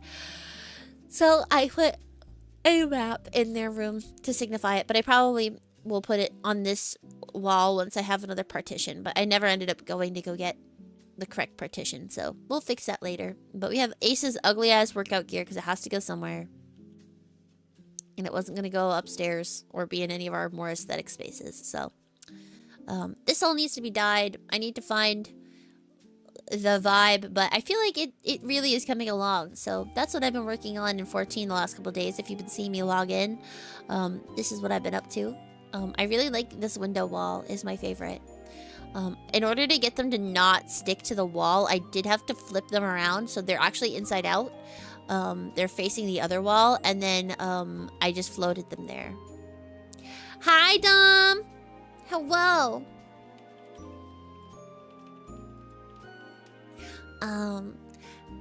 But yeah, so that has been what I've been working on. I find it so cute and cozy.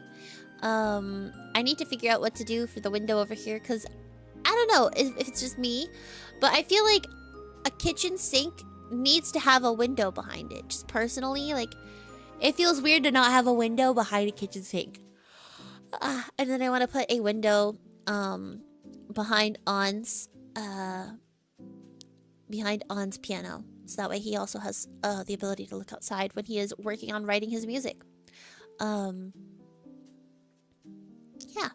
but it's just nice and cozy to think about, like, mornings spent in their cute little kitchen, and being able to come up and see and greet each other and have that be a thing. The giant bath is for Asa because he loves the Eastern style baths. In their actual like house in my head, it's actually like an addition that would be off the sidewall. So like in my brain, the way that their house is oriented, it would actually be a little bit longer.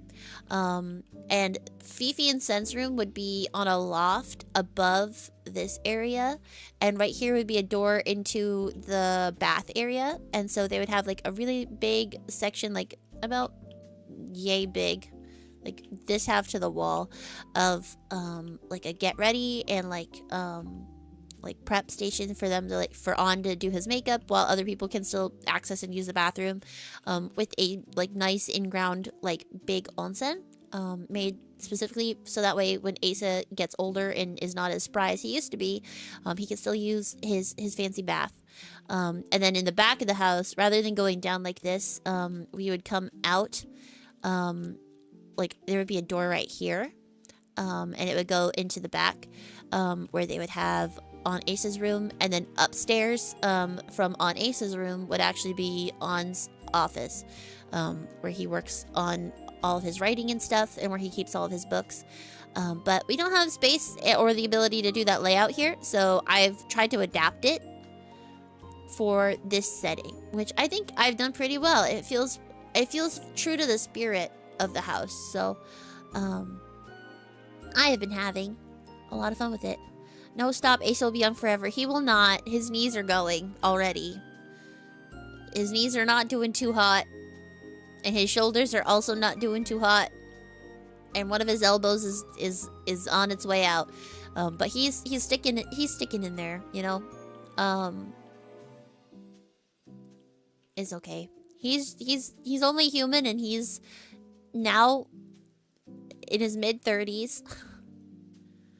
And he has not been kind to his body, nor has the world been kind to him, so... yes, sunlight in the basement. Well, okay, my headcanon is that there's actually a hill behind us. and that we are on top of a hill. But you know, we gotta keep the vibes light and airy, so it doesn't feel like a dark, depressing, sad basement. But that's it. That's all I've been working on in 14. We're not actually playing 14. Oh wait, hang on. Can I? My ventures are done. I'll do this after stream. We'll just log out. Whisper ready for storage expansion? Bro, am I ready? Bro, am I ready? Heck yeah, am I ready? I look forward to the storage domain expansion so bad. Especially because, like, I'm hoping that I will keep this house as it is, a small, but I will be converting the FC house into a medium. And then depending on how I like designing the medium, I might even make it a large, we'll see. But depending on how I feel about it, I might end up changing my small that I just made maybe into a medium, because then I might be able to make it a little bit truer to the layout that I have in my head, especially because they have an upstairs, not a downstairs. But I'll have to see how I feel about it once I have the ability to play around. But it's exciting to have a personal. I've always wanted one so bad, so it's really exciting to be able to have the freedom with it that I've always wanted. Yeah. So that's been really good and exciting to just be able to make whatever I want rather than having to worry about making sure that I have all of the FC things available to people.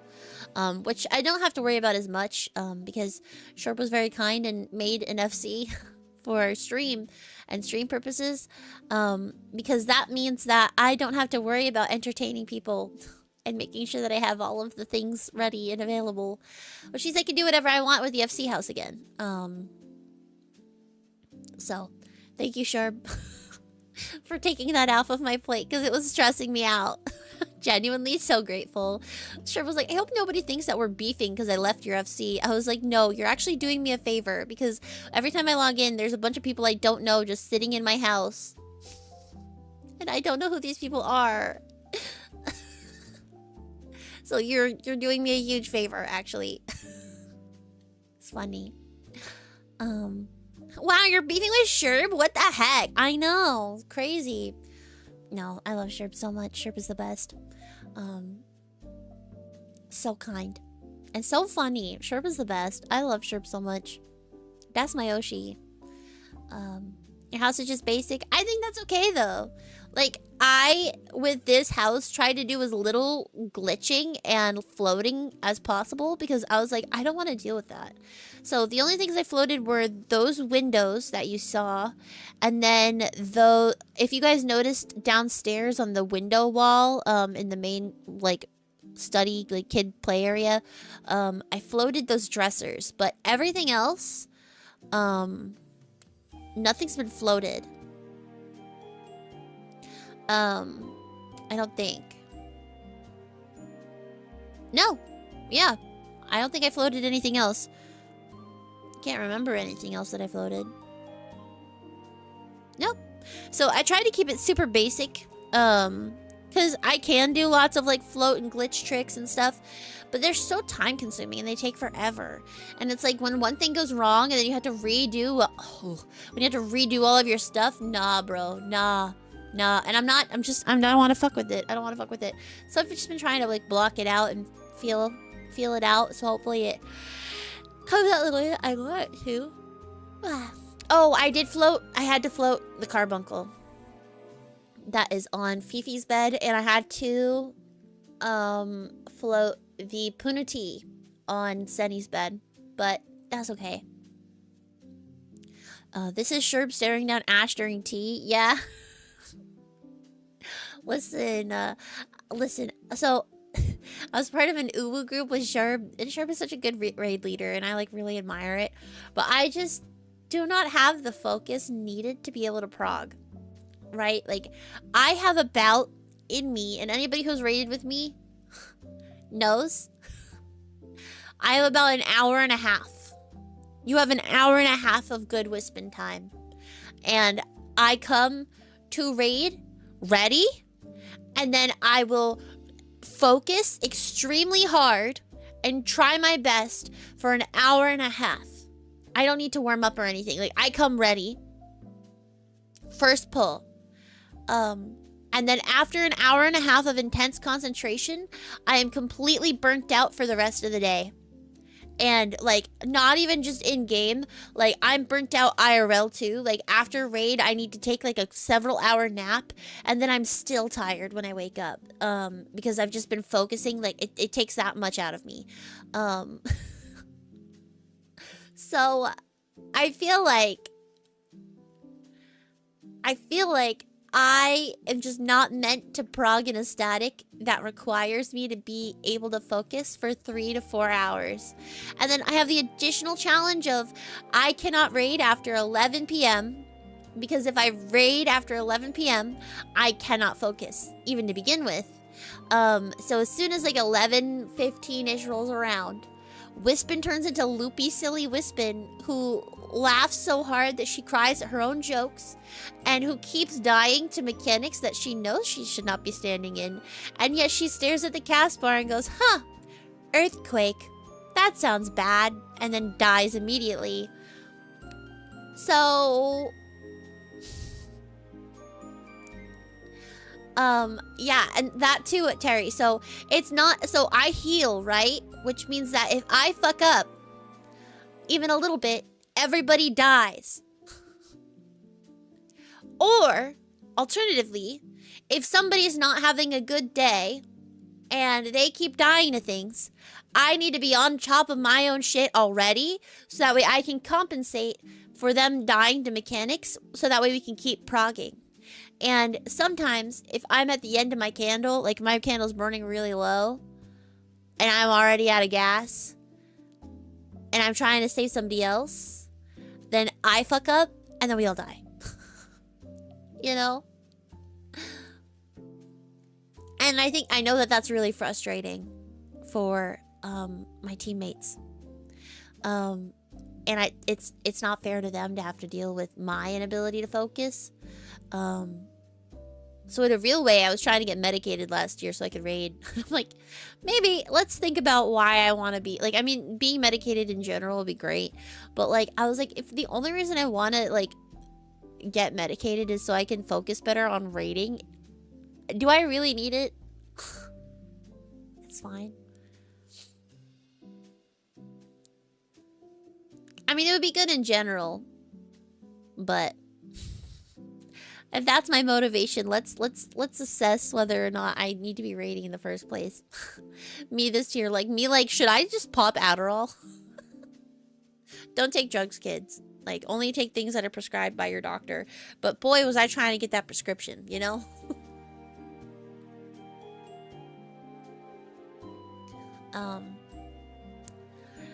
So, yeah, I don't know. We'll see. We'll see. I might do this tier depending on what ends up being the new ultimate. Depending on what the weapons are. If they're the warrior of light weapons and they look really, really good, like the Seed of Sacrifice weapons and they're glowy with the, because we still don't have Seed of Sacrifice glowies. They're the only ones, so that only thing that would stand to reason then is that those will be the base weapons for our ultimate weapons. You know? Dude, you don't know how you're able to raid well after coming home from work? Me either, Ash, because when I used to raid with Phoenix down, I would, like, play we started raid at 9 p.m. on Wednesday. And also on Mondays. It was Monday and Wednesday, 9 p.m. And we went for 4 hours. So we'd end raiding at, and I think we did Sundays too. We did Sunday, Monday, Wednesdays. And Wednesday was our re-clear day. And then Sunday, Monday were our prog days. And then which is why me and Stella used to stream together on Tuesday, Thursday, because Sunday, Monday, Wednesday were my raid days. And so, yeah. I was rating 9 to 1, and I, like, just was not getting enough sleep. What if it's near? I probably won't jump in if it's near. Unless the weapons are really cool, but, like, that's part of the reason that I actually have not finished, any of the ultimates, because I don't really want any of the weapons that bad. Like, the only weapon I really want is the, warrior Uwu weapon and the T Dark Knight weapon. And those are the only two ultimate weapons I am really interested in, just personally. I don't like how any of the staffs look. I don't like how any of the bows look. And I wouldn't use them. You know? And, like, I don't even really want it to flex. And I don't like how any of them look. So, if we end up getting Seed of Sacrifice weapons with glowies similar to the Hades weapons, but it's, like, light aspected instead, it's gonna be GG's for me, boys. It's gonna be a time. So, that's my cope. It's like, I don't know. It's gonna be GG's and I'm going to have to prog it. And I will learn it. I'll do whatever I have to. If it's Ancient's Ultimate, I'm screwed. Like, refrain... What can they even call it? That's why you went book. It's basic as AF and not a giant glowy stick. Yeah, I don't like... Hot take. I think glowy weapons are ugly. I think they're garish and gross. If you like your glowy weapon, that's good for you. I'm happy for you that you have your fancy glowy weapon.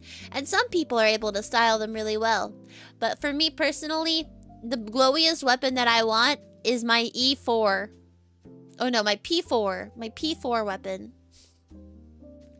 My cute little P4 glowy stick that is only glowy on the rock on the end and otherwise is just a chill white staff. And there's nothing else going on with it. It's awesome. It's my favorite. Like, even the Heidelin weapons are too glowy for me. I use my matte one.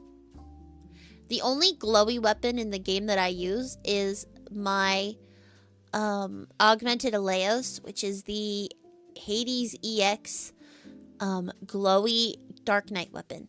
And I think that's the only glowy weapon I use in the game.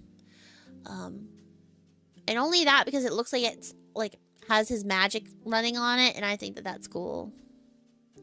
Dude, the Warhammer is so good. I love the Warrior of Light, or the Warrior Hammer, from P4. The P4 weapons, IMO, the first tier of Pandemonium, for me personally, is where Glam and the weapons peaked, and they have not topped it since. And that's part of why I don't really care about rating. None of the gear has been super appealing or tempting enough to me. Or they have not fit within Onsvar's aesthetic. So I just am not interested. You know? Like, the Edens I felt like had pretty good glam too. But since then I have not really... None of it's called to me. And then, like, the new raid series have been really good if you like streetwear or like tech wear, but I don't dress my characters like that. So while I'm happy for everybody that does dress like that, and I think that I'm really excited to have options, it's nothing that I'm in a rush to get, because I wouldn't use them. But the next tier that I dare not say its name has the evil weapons. Wait, what? Oh, the next tier that you dare not say its name has the evil weapons. Like P5 through 8. I don't even remember. I just quit during P8. I'm like, why? I don't even want this. Wasn't P8 the pregnancy dress? No, it was the flames. But I didn't care about dyeing it. I think the one after that was the pregnancy dress. I think P12 was the maternity dress, right?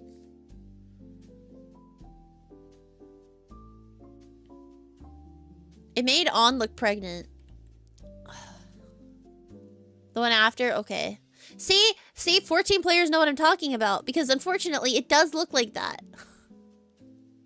Let me see if I have... Yeah, I'm gonna go find it. I'm looking at my screenshots right now. I'm sure it exists in here somewhere. Screenshots.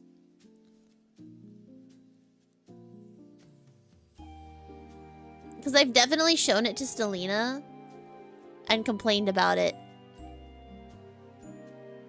I'm like, why does he look pregnant? I do not want the MPreg dress. Like, I'm not willing to spend actual weeks, if not months of my life banging my head against a wall for the only reward to be a maternity dress.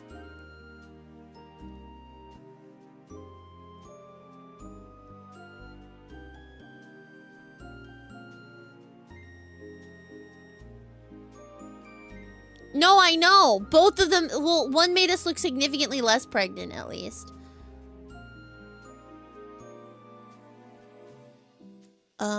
Let's see. I actually don't know if I do have this, a screenshot. So it may have been too long ago.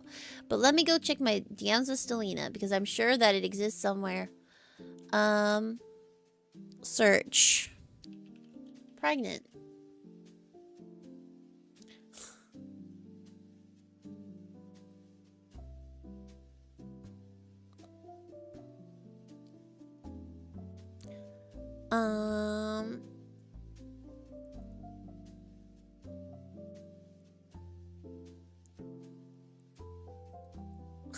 Pregnant buckle Jaja. Do you guys remember that meme? That was so funny.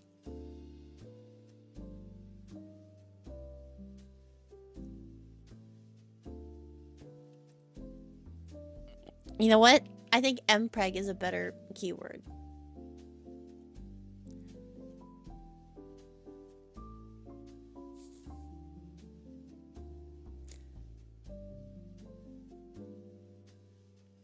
It's just us talking about Elliot.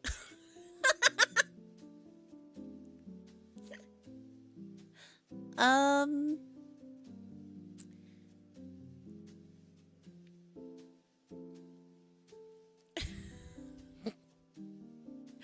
Stormy.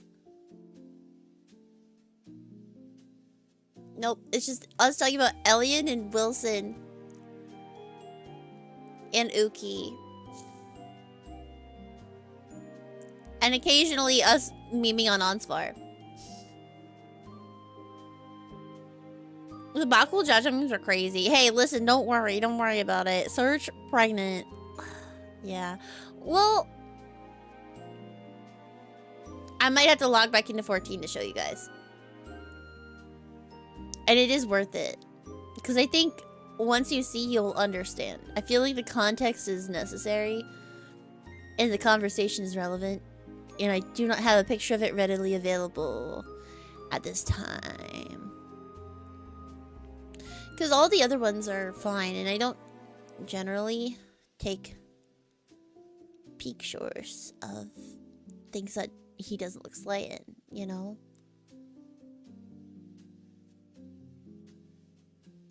Maybe it's in housekeeping.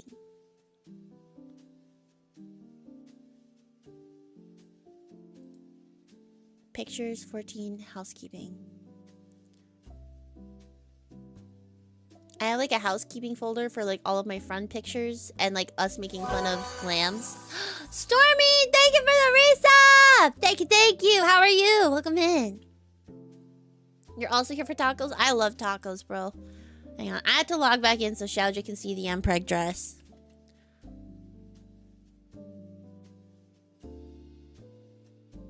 The tabloids think Onsvar is Stellina's mom. Yeah. Which is unfortunate. Even better, how's the Wispin? Wispin is also doing better.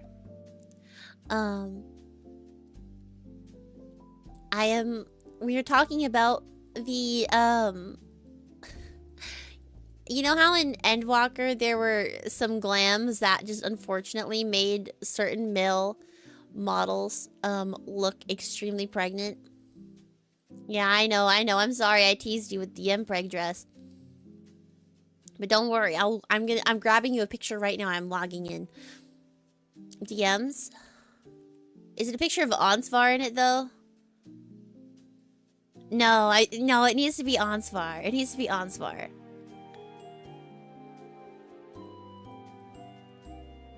Mpreg is real. It is real. Occasionally. It's a Vieira. I know, but I want it to be Onsvar for emphasis. Thank you, though.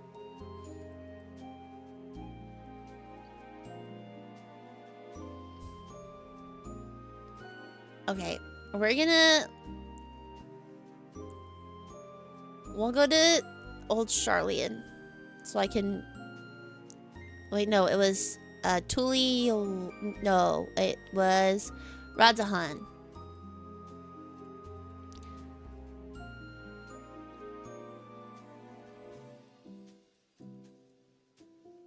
Hang on.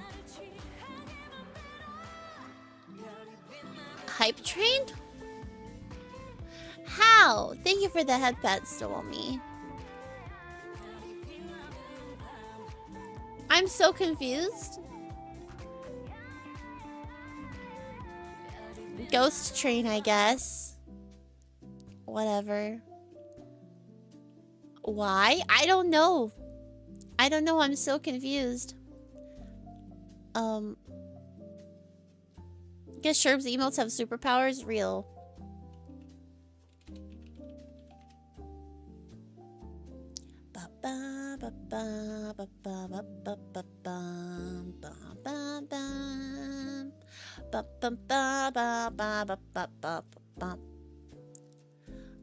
Okay, let's really quickly.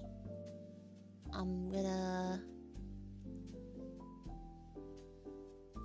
close that, and then I'll put this over here. Edit. Okay.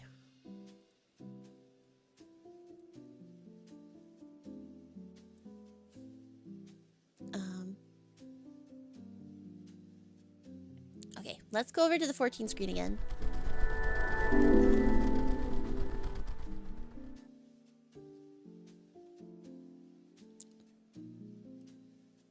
Oh. Oh, that's good to know. Okay. Well, hopefully you continue to not be able to see that. That's kind of fun. Wow. Okay. Well, the more you know. The more you know. Hi, Wabbit. Thank you for the head pats. Thank you. So this is Onsvar normal, right? Not pregnant. Very reliably not pregnant, right? But if we look up, is it Anabaseos? Robe of Healing. It just... Hang on, I actually need to...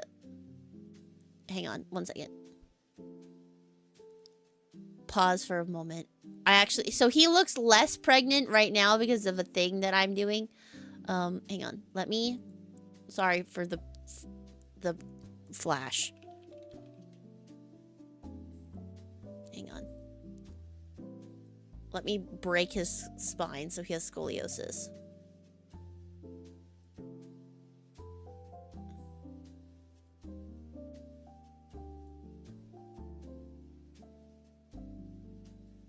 There we go. Nah, it's okay. I just needed to make sure that a specific... It's fine. So... You know... If we do... I also feel like his pose is not helping him right now. Like... Onsvar normal versus Onsvar Mpreg. And then there's another one too. It's, is it hypostatic? No, this one was fine. There was another one though. But yeah,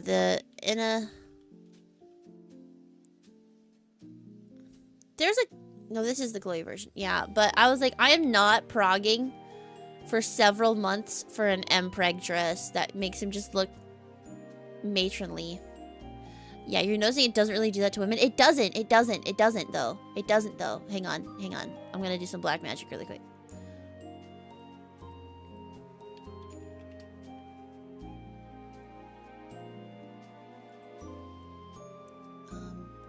Import. And, where's a leer? Here you go.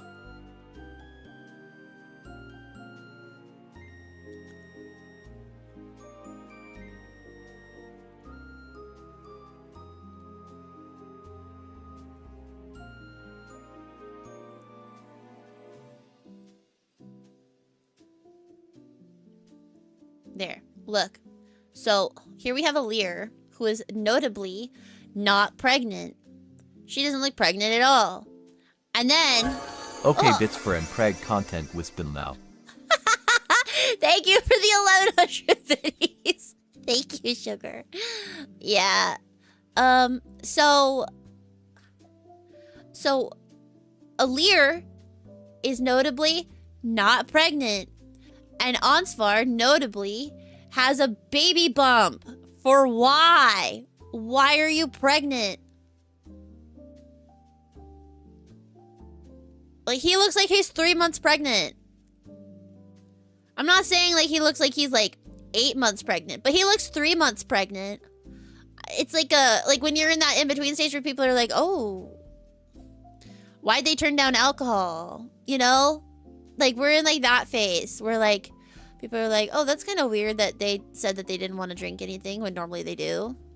Like, oh, this angle. Hitting this angle, it's way more obvious. Right? Like, look at that. Pantheon robe. Oh, thank you. Actually, I feel like this one was fine. Pantheon robe of healing. Yeah, this one was fine. It just, this was not super flattering. I actually really like this set. Like, this, fine. Not bad. Anna Basios. Not pregnant. Pregnant. You know?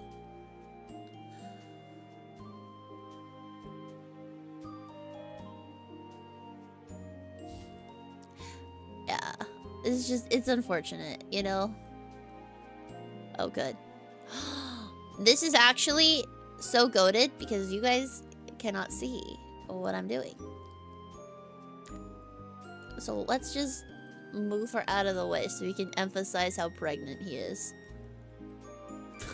Like, especially when he hits this pose, you know? I'm like... Because the Pantheon is fine. And Abaseos, he's pregnant. And so this is the hardest tier too. So I would have had to have been in there for like months. And I was like, I simply do not want to do that. So thank you guys for coming to my TED Talk about why I would not spend months progging for the Mpreg dress. The axolotl was not worth it. That's where the axolotl mount comes from.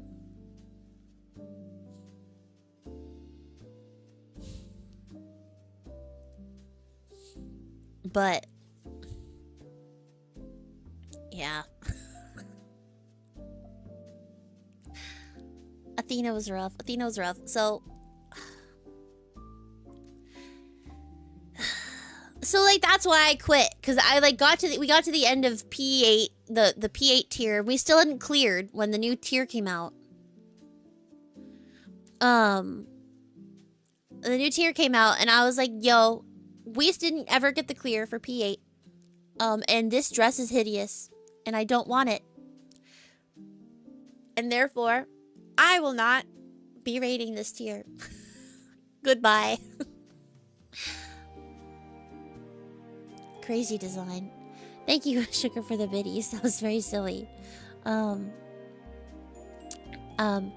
we get our DT relics and then go in and blast her in like a few months. Yeah, it'll be good. It'll be good. Especially because that way Stelly can get her Axo. I don't even really want my Axo, but I know Stelly really wants it. So I'm excited to prog it so that Stelly can get it. And I want my Danger Noodle from P8. But we'll get that eventually. We'll learn High Concept again and teach all the Sprouts how to do it.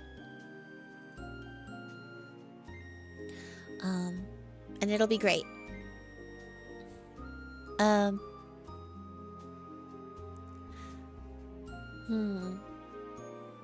day you'll master your ninja opener. You're already a master, Stellina. The first step to being a good player at 14 is to not have any accountability at all for your actions and to insist that you are actually playing flawlessly.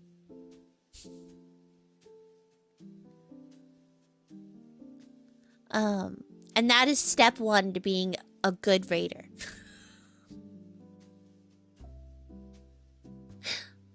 Thank you guys for the hype train. I really appreciate it.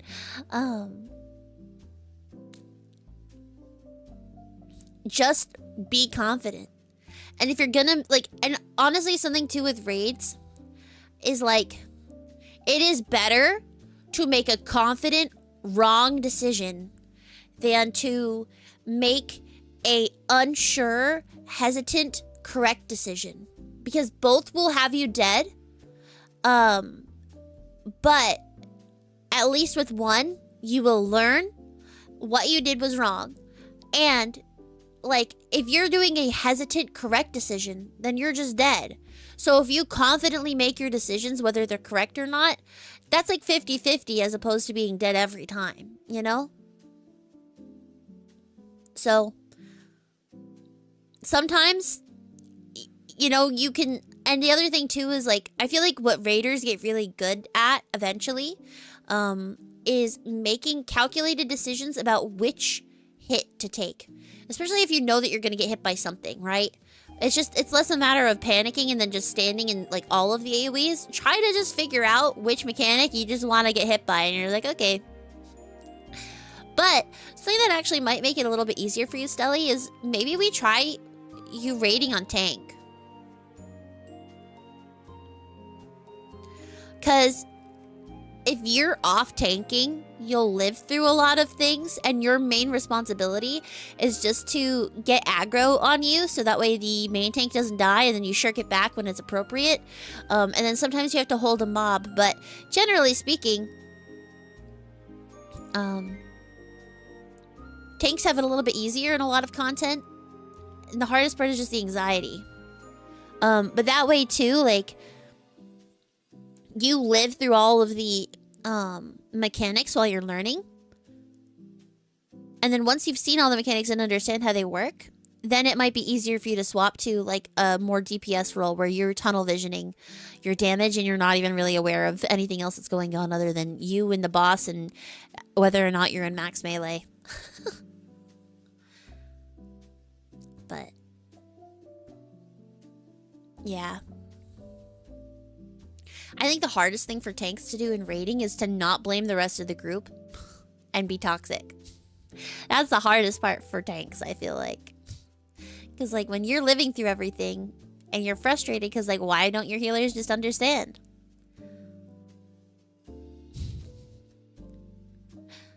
You know? And raiding with cool people cuts the tank anxiety in half. Exactly, exactly. Like, it's always going to be there, but, like, after a while, it just doesn't matter. What is happening over there? And getting so angry at the DPS dying. Yeah. While the DPS are like genuinely struggling with something like that's actually hard, but you don't have to do anything because you're a Pillow Princess tank who doesn't have any super difficult mechanics because you've been spoiled the last couple of expansions with not having to do anything crazy. Meanwhile, the DPS have to trade off proximity, proximity baits and shit like that. Yeah. It's so nice. I know. That's why I was like, maybe Stellina, rather than trying to juggle with some of these baits and like some of these mechanics that melee have to do, it might be nicer to just do it on tank, where you just really have to worry about tank swaps and using your mitts. And then if anything goes wrong, you just blame the healer, and the healer just has to deal with that because that's part of the job, is getting blamed for everything. And just dealing with it. And knowing how to swallow it when the group decides that it's your fault. It's fine. And that's why I don't raid.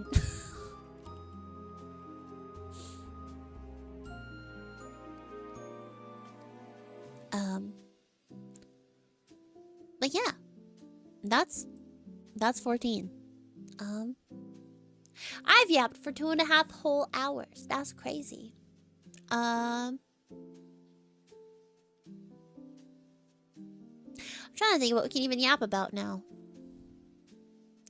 That's 14. In a nutshell. I've been working on a lot of covers recently, which has been super exciting. I will not share what they are, but there are 3 of them that are like, I don't want to say lifelong dream because that's like gonna sound really dramatic, but I've wanted to cover them for as long as I have known about them, which has now been over 10 years, and in one case like 16 years of wanting to have covered this song. And so I'm really excited to be able to get to cover them. I'm working hard on it. Wait, 4. There's 4 songs that I've always really wanted to cover really, really bad, and I've been working on them. So, that's been exciting.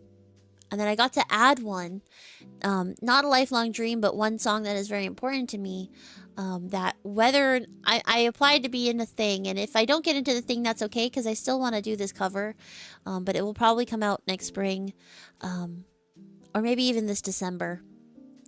But my goal is related to the October hiatus that we talked about earlier. I'm working hard so that way when I'm gone, my goal is to drop a cover album. So that way you guys still have something while I'm gone. So I've been working on that, and please look forward to it. Hopefully it'll be done by then.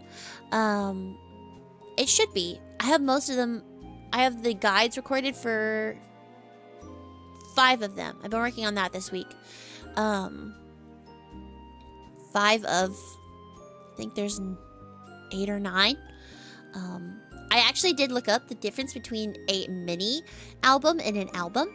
And an album has to have, I think it was 7 or more songs on it. How many songs for an album? 8 to 15. So 7 or less is a mini album. And 8 to 15 are albums. And EP is 3 to 6. Because I was curious. I was like, what is the difference? There is a technical difference. And I wanted to know what it was.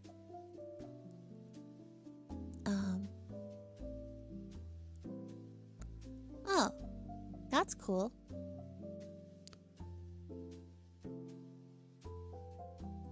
I love getting all the press emails in my Wispin email. And like finding out about cool new games and stuff when people reach out. You've also done this research before. Then there's EP and single releases. Yes. Well, because I wanted to make sure that I was using the right terminology. And so I was like, I want to make sure that if I'm saying that I'm coming out with a cover album, that I have enough songs to cover that.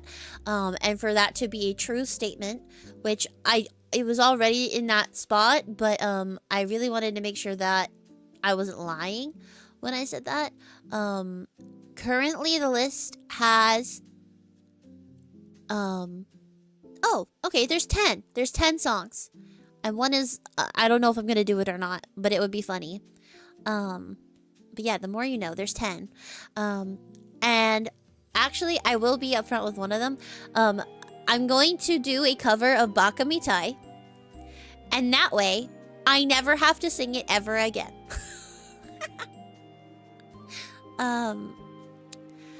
And then there are a couple of older songs, like old songs. And then there are a couple of K-pop songs. And so I think it'll be a fun mix of things that are silly, but also like covers that I have owed for a while from past like stream events, that every time I record a cover, and I think this is kind of like evident in some of the ones that I've actually come out with and then have deleted and taken off of things, is that I feel really self-conscious about how I sound or how it went, and then I don't want to share it anymore, and then I end up taking it down because I don't feel proud of it and I don't feel excited about it. And the cover that I made with Stellina, this one for that we did a couple of weeks or last week, is the first time that I have put anything out like that and felt really proud of it and felt like it actually was really good and like fun. And so that was really inspiring for me. And made me want to make even more and post even more. And then I went to that Twice concert, and that really encouraged me to do even more. And then I've been working hard on it ever since. So thanks for sticking with me while I am growing and evolving, because I just want to give you guys the best. I don't want to come back to you guys and say that you guys have waited and like looked forward to things and then come back with something that is not worth your time or worth the hyper excitement, which sometimes is a curse because that means that sometimes it takes me years to actually come out with the thing that I said that I would do. But I genuinely, and I'm not even just saying this to like bullshit you, I really, really, really am working hard on leveling up my skills and making things that I can be proud of when I say that I made this for you. Whether that's like video editing or figuring out how to do clips or making types of clips that I'm proud of, or like doing things that I feel proud of, because I want to be proud of the thing that I give to you guys. Thank you for the head pats. Yeah, thank you for the kind words, Shout Chat. But it's like, I am a perfectionist and I'm aware of that in myself, but I have, I think, suitably high standards. And I do not like to settle for something that I do not feel is up to my standards. And if I'm not feeling confident about it, then it's probably hard for you guys to enjoy it because it's clear that I'm not confident or happy with it. And I want to make things that I'm proud of, so that way I feel like it's worthy. And I feel like it's something that I can give and be excited to give and share, rather than something that I feel ashamed of and want to hide away, so that way nobody knows that it exists. You know? So it's exciting to feel like I am hitting strides in a lot of the things that I have been working hard on, you know? And I finally feel like I'm seeing the hard work start to pay off. And it is really tough, I think, when you are still in the early stages of something, when you're trying to improve skills. And it's like that, it's that curve, right? Where the more you know, the more how little, like, the less you know. Or like, it's the Dunning-Kruger effect or whatever it's called.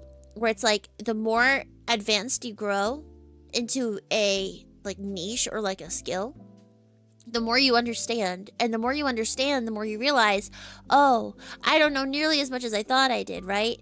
And so that's kind of part of, I think, where I know enough about music to know that my stuff is not good. And that makes me really anxious because I know what it should sound like and what it could sound like and what it has in the past for me sounded like.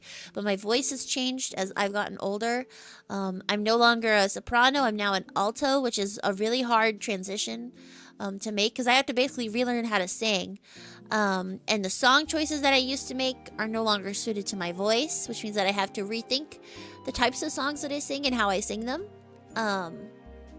And that's just like a really tough transition, I think, for a lot of singers, especially like female-bodied people in their 20s that have sung, and then suddenly your voice changes again in your mid-20s, and suddenly you can't sing a lot of the things that you used to be able to, and you can't quite do the things that you used to be able to do. And it's scary. And now I finally feel like I am hitting strides with my voice again. I'm feeling more confident in it. I feel like the things I'm singing sound good and sound better than they have in the past. My art is leveling up, so I feel more proud of the things that I'm making with my art. And that way, maybe I don't even have to hire somebody to make my webcomic thingy that I want to do for 2.0, and maybe I could just draw it myself, which would be super exciting. Can you imagine if I was able to draw my own webcomic for 2.0? I feel like that would be so exciting. And like, I don't know. Because just looking at the cost of that and like what I could do with that money instead, I'm like, I kind of would rather just learn how to do it myself. And at least with the comic, like that's doable. And then somebody could take what I did for my shitty webcomic and they could draw it better. And I could hire somebody to just be like, hey, can you like format this and make this better and like retell it? And then they have something to work off of. But then at least I have something to show you guys if I decide that I just am going to do it myself. So I'm working really hard on that. And I finally am starting to feel like, oh, maybe my art doesn't suck. Like, maybe it's okay. Like, maybe I can do this. So, yeah, it's been just a very positive time in Wispy Land, as we grow. And I just don't want to share things with you. Oh, and writing, too, obviously. I've been in reading and, consuming media land over here, rereading things that have inspired me, watching a lot of things that I have been saving for a rainy day, engaging with a lot of the media that I really, really love. And it has been so healing and exciting to be able to engage with all of these stories and then come back inspired and relook at all of the things that I've worked on for the last few years and assess what works, what doesn't work, how I could change things, how I could rearrange things, what could be improved. And now I finally kind of feel like, oh, this isn't a place where I feel ready to say that I want to do work on this that would be more permanent. And all of my characters are in a place where I feel confident with saying or talking about who they are, or asking people or having people ask questions or showing them off to people, which is just, it's good. We're in a positive place. And I've been doing so much leveling up while I've been away the last couple months that I'm excited to share with you guys everything that I've been working on. So thank you guys for your patience while I continue to level up and make things that will make you guys proud. We'll start to see some of that this Camp Wispin. I know we talked about doing writing streams, and I do want to start doing that again, where we do just kind of like a lock-in co-work keys. You guys don't get to see what I'm working on, but I will be diligently working on writing and getting stuff banged out, because the thing is too is that a lot of the Celos lore is already written. I just need to present it or restructure it in a way that is more presentable. So it's exciting. It's an exciting time to be Wispin, and it's an exciting time to be you guys, hopefully, once everything starts coming out. So once again, I really, really say thank you for your patience. I want to make you guys proud, and I want it to be good. And I will not be proud of it. And if I'm not proud of it, then it's tough to try to get you guys excited about it.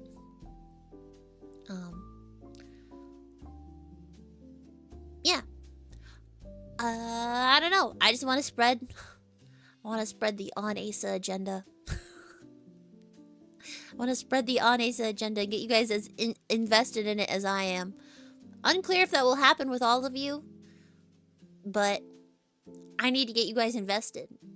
So that way I can talk about them all I want, and you guys will be happy to hear about it rather than me like, oh, fucking Wispin on this yaoi shit again. Listen! It's only because you guys don't know yet. You guys just don't, you don't know what you don't know. And what you don't know is how good On Ace is. On Ace is peak. Quite frankly.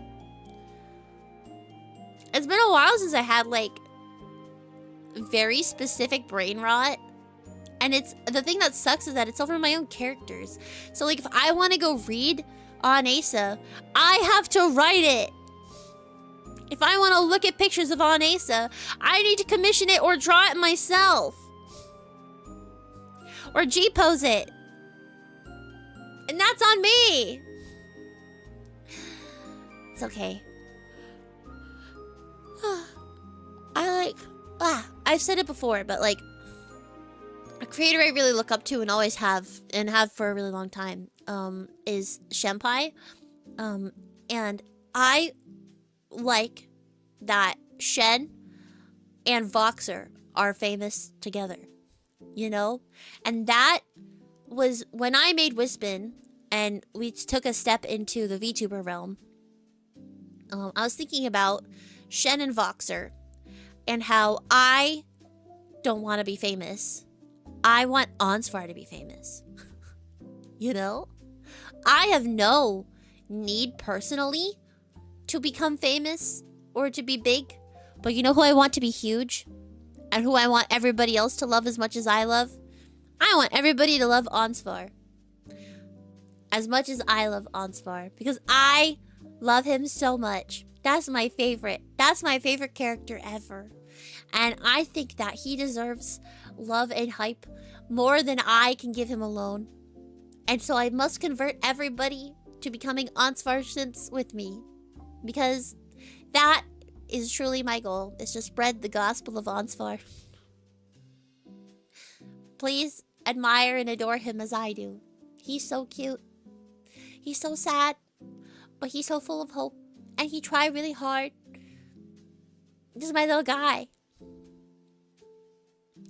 And like, oh, that's just my little guy. Yay, Onsfar. Right? He's so funny. That's my favorite. And so, that is kind of like my mentality with everything that I do. Is that it's less about me. Because I don't know, I'm not comfortable celebrating or sharing things about myself. But I'm very comfortable sharing things about Onsfar. And celebrating him. Because that's easier to do than trying to build a cult of personality around myself. You know? And if I can inspire that creativity and that love of your own OC in other people, then that is also my dream. I just want to see people be creative. And I want to see people spread their wings and work on projects that they are also excited to work on. And that they are inspired to work on. And if I can inspire other people to write and talk about their characters and the things that they love and are inspired by, then that is my job, and that is a job well done by me, and I'm happy with that. That is everything to me.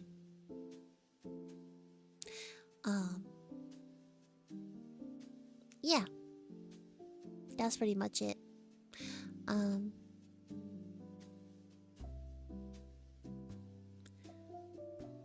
don't know. That's everything I had to say. I don't really like. I'm not good at the yap. Like I've been talking for 2.5 hours, but I feel like I've just been talking in circles about the same things that I always talk about. You know what I mean? Ever been to Japan? Hi, thanks. Welcome in. I have not. I really want to. We are going in October though, and I'm really excited to.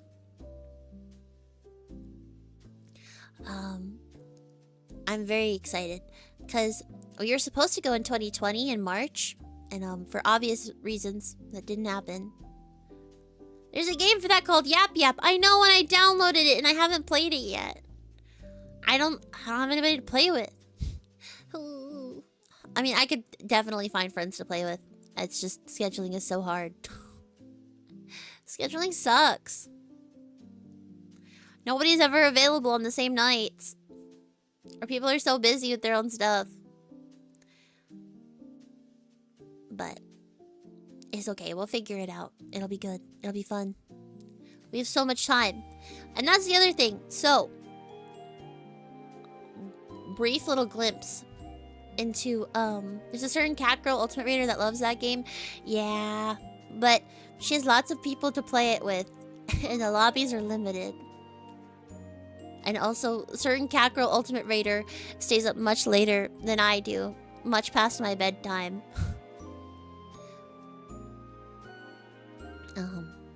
But it's okay.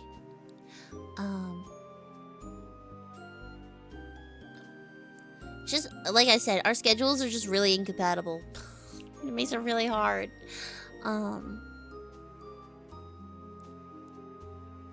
She really does. It's getting hard to watch the streams, right? I try to tune in whenever I can. It's just they're so late. They're so late, and I'm so eepy. I'm just an eepy girl. I go to bed at 11 p.m. It's okay, though. Um, see, I'm so bad. Like, now I don't know what to talk about.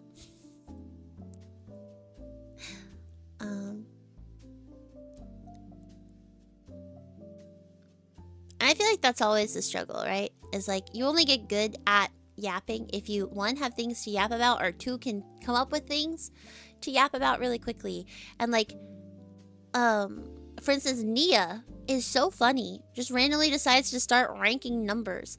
And my brain rot is not random and generic enough. I feel like my brain rot is like so extremely specific.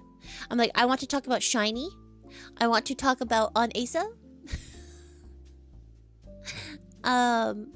Or one of the video games that I'm currently hyperfixated on. And like, those are the three things in my brain. And so we've already talked about all three of those today. And I have nothing else to offer because that's all that's on my brain. Like, that's my brain, is like that. And then also like Alfie in the wedding and Eepy. And like, that's my whole brain. That's it. And then like whatever activities I have coming up in the next week. Which isn't a bad thing necessarily. It just means that I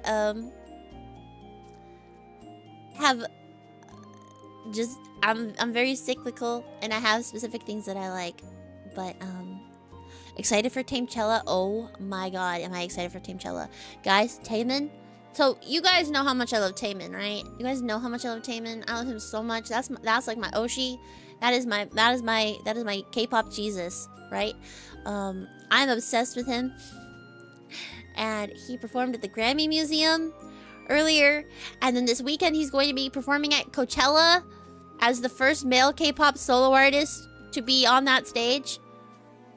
And there's a lot of Taemonism that will be happening on that stage. But I'm really excited for him to be able to take the stage and like be there. I am curious if it's just going to be Long Way Home, which is his new title, like his new single, or if he's going to also play like Guilty. It looked like he was practicing Guilty in the practice video he posted earlier today. So I feel like Guilty will probably be there, which like good. I think it'd be cool if he like did some oldies but goodies, like My Idea, or like Danger would be really cool. But I know that like a lot of that stuff is old now, and I don't know that he necessarily like fucks with it. And I think he'd also need to get like permission from SM.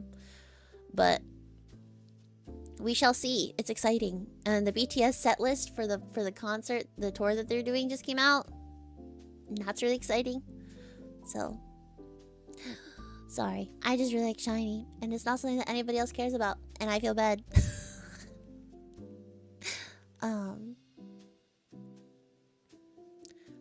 But it be what it be, and I enjoy what I enjoy. Damon's so cool. So much happening. I know. Dude, there's like so much happening in the next few weeks. And then FanFest is the week after. And then we have the update. So we're going to be busy. You're actually getting very excited for BTS as a non-army. Me too! I mean, I wouldn't say I'm non-army, but I wouldn't say I'm army. You know? I couldn't tell you their birthdays. I only learned all of their names like the last 2 years while they were gone. For some reason, even though I knew Jin was the oldest, for some reason I thought Hopi was the oldest earlier today. But I did find out, for some reason, I didn't know that V was younger than Jimin, which I just found out today. See, I'm a fake fan. I don't know. Rainbow, the more you know. And I don't know. It's just been exciting to see all of their interviews. They were on Hot Ones earlier today, and it was actually a really good interview, and they were asked like super relevant questions. Okay, you're valid, Xiaoja. I only this year have been able to tell them apart. And then earlier today, while I was in the yesterday, while I was in the car, no, maybe it was Monday. Yes, Monday in the car. I was in the car with Sleepy, and I was like, it's funny because this is the first time I think I've ever been able to be like, oh, I can point out exactly who's singing based on nothing but their voice alone right now. which I didn't used to be able to do, but now I can, and that's really exciting. So that's been encouraging. Especially, like, I feel like that's when you become a real fan, is when you can, like, point out, oh, this is this member singing, this is that member singing.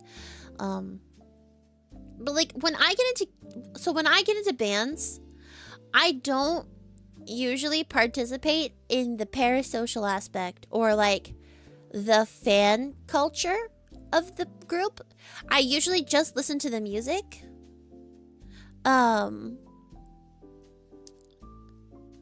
like, I just listen to the music, and I listen to, like, the lyrics, and I'll look up the lyrics and, like, learn about that. And I might watch the music videos, but even then, I might watch the music video, like, once or twice. But, like, I usually can't name any of the members or, like, who's singing or, like, know anything like that. And that actually changed when I became friends with a certain bunny princess who allowed me to finally kind of tap into that and view it through a lens that was less intimidating and scary. Because what I was worried about was that you guys see how deep I get into with characters and, like, lore, and how deeply I care about fictional characters. I was really scared that I would get too parasocial with the group members of bands. You know? I'm like, I know that that is something that I am at risk for, and I kind of don't know if I want to go that deep into Delulu land, and, like, that was something that I was afraid of. And I think doubly so, because I started to dip my toes into becoming a little bit of a fangirly, like a stan, in 2017. Early, like, I'd say March 2017 was when I got into Mamamoo, and I started getting really into them. And as I got into them, I then started to allow myself, finally for the first time, to get really emotionally invested in a little group named SHINee in 2017. And if you are aware of K-pop lore, you know that that is a really unfortunate time to get extremely emotionally invested in SHINee. And Jonghyun was my favorite. And my bias. And had been. Yep. And so, after losing Myoshi like that, I was not okay and did not feel okay trying to get back into that. Because unfortunately, Jonghyun passed away in December of 2017. And that was, like, the guy I'd looked up to since 2008. And it was really tough. And, you know, when you look up to somebody since you're, like, 11 years old and then suddenly they're not there, I feel like that's just really tough. It's 6-7! Oh my god, hey Motion, what's up? 6-7, let's go. How are you? I hope that you enjoy your sub. And thank you again, Sugar High, for gifting a subby. I hope you're having a good day. It's 6-7! That's crazy. That's way better. But yeah, so that's why I had a hard time getting into K-pop groups after that. I, like, kind of withdrew from the whole industry and, like, being a little parasocial to Lulu at all. Understandably, I think. And kind of moved into, just, like, not engaging with anything ever. And, around when I became friends with Stellina, was when I allowed myself to listen to SHINee again for the first time. Since 2017, basically. Like, I was actually, what's funny is, I noticed, yesterday, I was listening to a certain song, on their YouTube, and I realized I'm still unsubscribed from SM, and I will not be resubscribing. But, like, I was, like, that heartbroken. Like, I unsubscribed from everything. And, like, I, like, was not engaging with anything. Like, I had, like, blocked SM for a little bit. I had to unblock them. But, I was so mad, understandably. which, like, yeah, I don't know. It's just so tough to come back from. And then, like 2022 was when I started letting myself get back into them, and now I'm like deeper than I was before, which is an exciting thing. I think it's exciting to like things and like them loudly and like them proudly and with your whole heart, and that's kind of where I'm at with it, which is exciting for me personally. I think. Thank you for the alert. Oh yay. Yeah, I don't know. That's my story. I don't have a lot more to talk about. It's been a lot of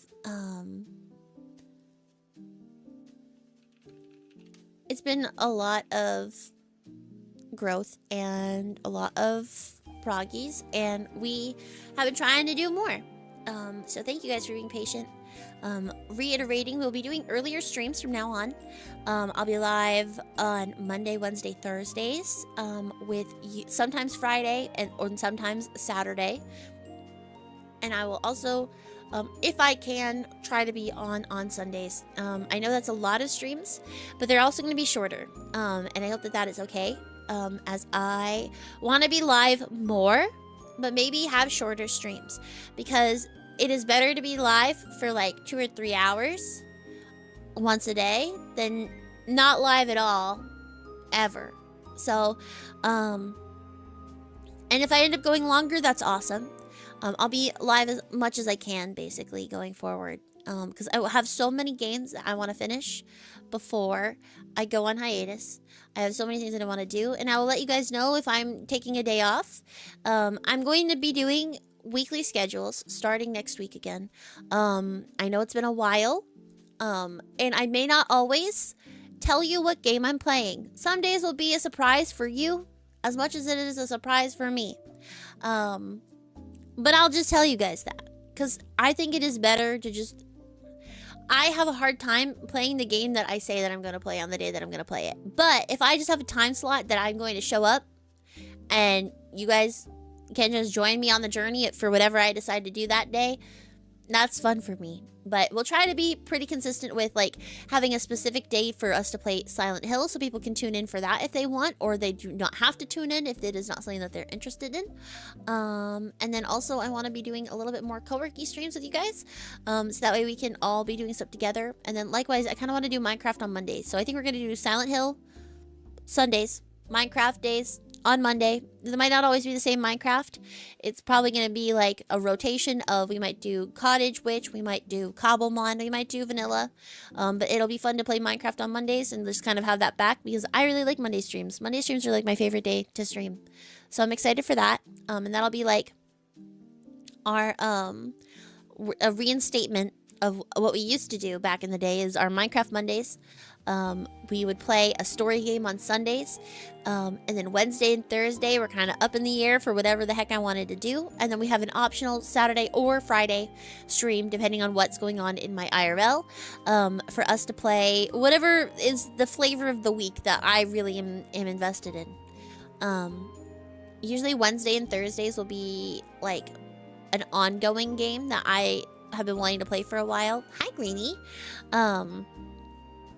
And or I think we want to do like writing streams on Wednesdays, so that way we can really lock in on Wednesdays and have that dedicated writing time or dedicated reading time or whatever I need to do for editing on a specific day, and we can all lock in on our little hobby stuff together on that day.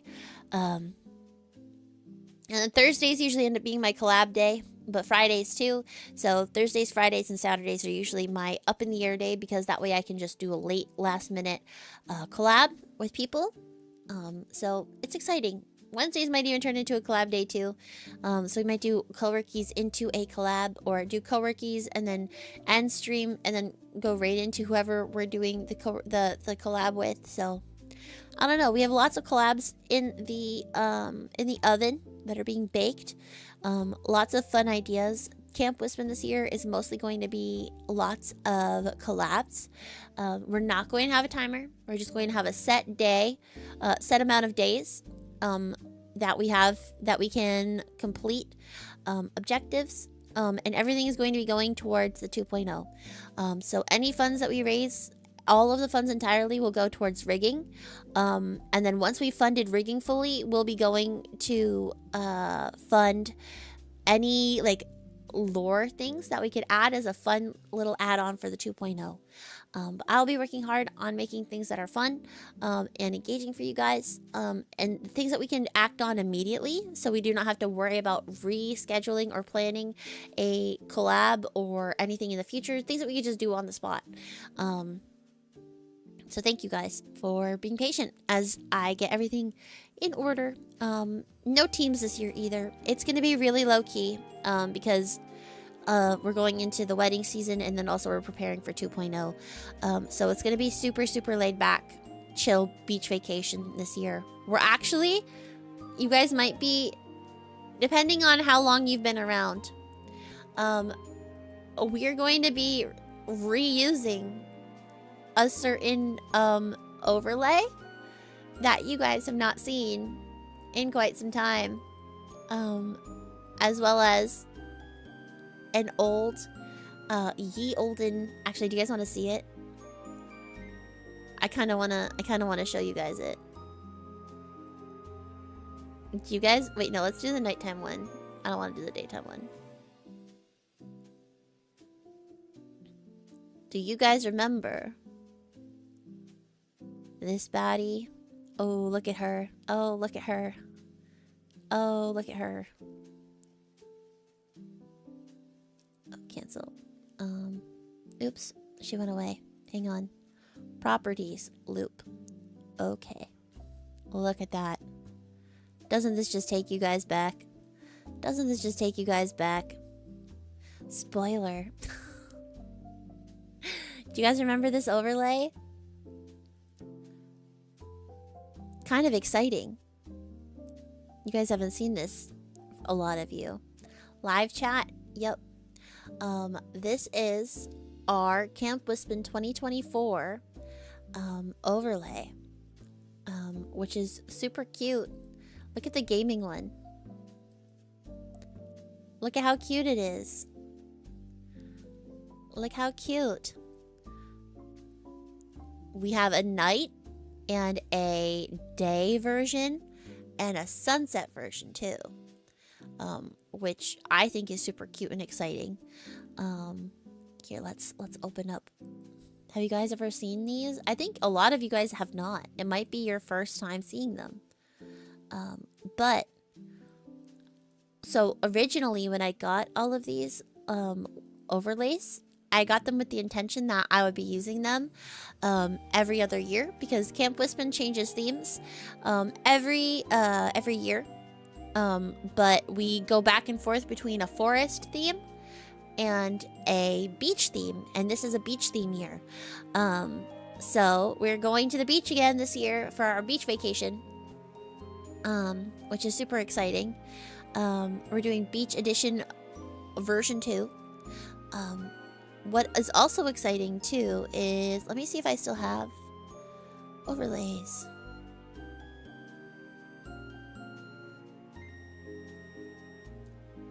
Let's see. Those are my old ones. These are my new ones.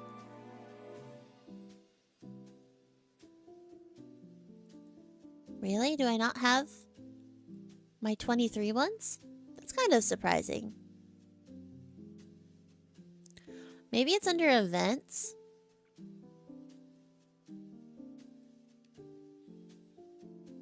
No, I thought I broke up the events page.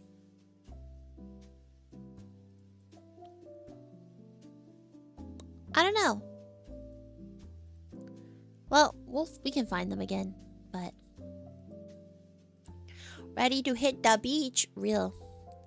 And I think especially like how, I don't know, I think this looks really pretty with like the lighting that we have now natively in Live 2D in VTS. So super exciting. Yuko did such an amazing job with all of my overlays. And do you guys like how the fire is only active at night? Look. Look, now there's a fire. And then when we wake up,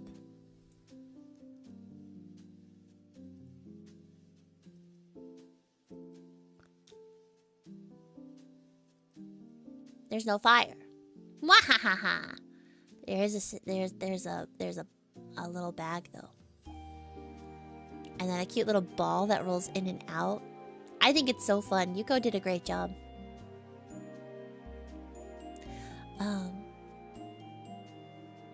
I don't know. It's so fun to like get to experiment with all of these things that I've collected over the years. And like we have so many new friends that have not seen them that it feels fresh every year. So Beach BGM 2, we do. I may inflict that upon all of you. Which hate to do that to people who also have PTSD. But also, it's kind of fun, isn't it? Isn't it kind of fun? Isn't it kind of fun? It's been long enough, right? Do you guys want to listen? I think this is it. Hang on. Hang on, let's turn off. You do not have PTSD, can confirm. Hang on. Midnight Library, where are you at? Well, here you are. Hang on. Let's mute this shish. Okay. And then, I think it's this one. Oh, God. I do have PTSD from this, I'll admit. Hang on. Can we restart it? Oh, we can. Ha ha ha ha ha ha. Ha ha ha ha. Ha ha ha. You are all now forced to listen to the Camp Wispin night theme. It's so cozy. Did you know that Wispin has a theme song? I bet a lot of you forgot / didn't know because after 2024, I have not played it at all because it drives me crazy. But this is the first time that I've gotten to listen to this and not feel like I'm losing my mind in quite a while. So I think we are finally ready to keep going and bring these back into rotation. Because there was a span of about 9 months where this was all we listened to on repeat over and over again. It wasn't 9 months. It was like 6 months. Yeah. So this is one of my custom BGMs.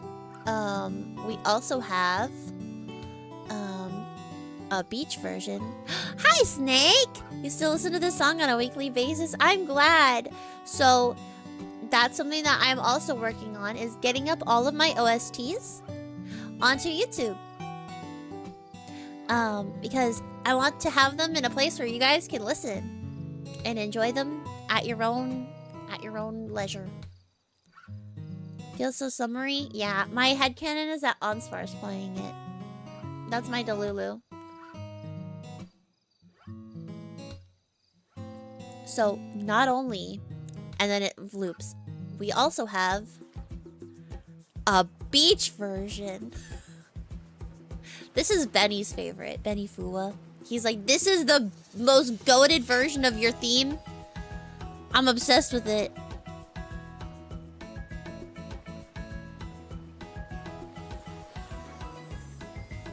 It's pretty good. It sounds like a beach. Ooh. Like a beach level in Mario. You know? Which was what I was going for. I literally sent the beach levels in Odyssey.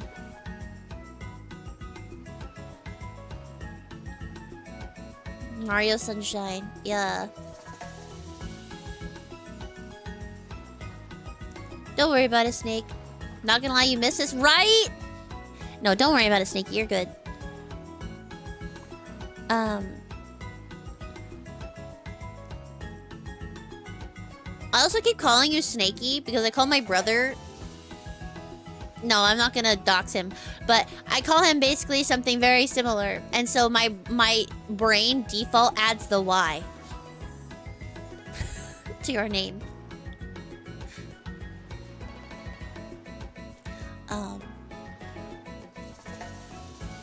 I don't know. The Y makes it cuter.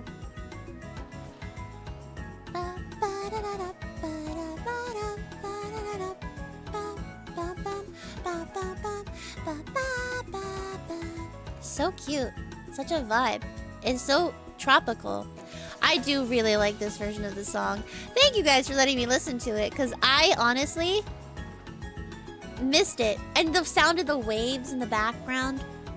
I always like joke that, oh, it's me visiting Stellina on the beach. Go to the beach together for a family beach vacation. And then the transition is so good. Dude, Kevin cooked. And then, not just that, I have a Halloween version. I have a Halloween version.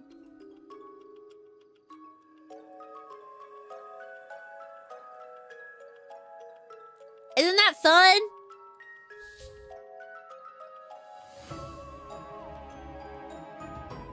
It's so spooky. It's so spooky. It's so spooky ooky ooky, which I think is fun. No, you spooky, yeah. I'm a ghost. It's so creepy.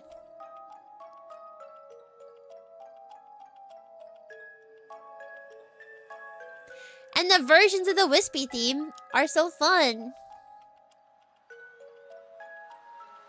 But yeah, I kind of want to start adding these back in to the mix as like maybe even my starting soon songs again. Because now I have all of my other songs that I have for like enrichment. So like when I want to chat, I have other songs that I can do that over that like fit different aesthetics and themes. And then we have, guys, ready? It's so cozy. It's a Christmas theme. It's a Christmas version.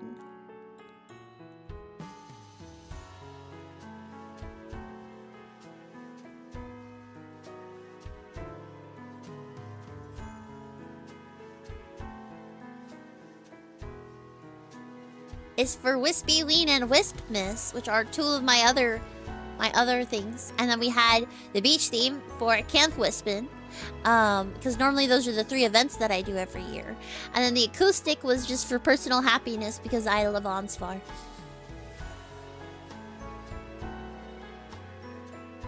It's so cozy.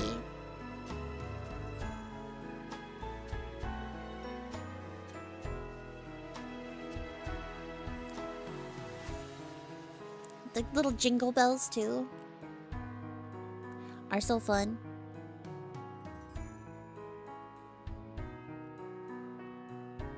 And then this is the original. You ready?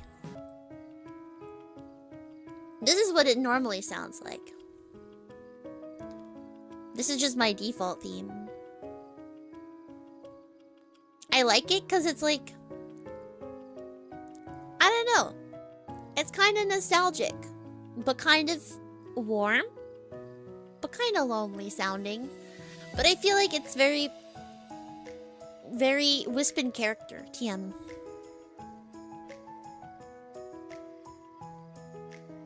I don't know. I think this stuff is so fun to think about, so this is what makes me excited, like as a creative.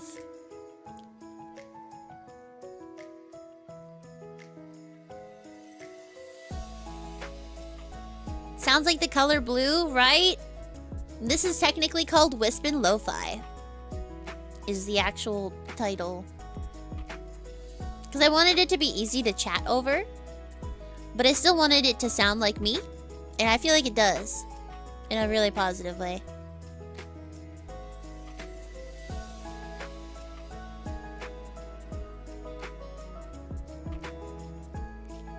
Like the piano part is so cute.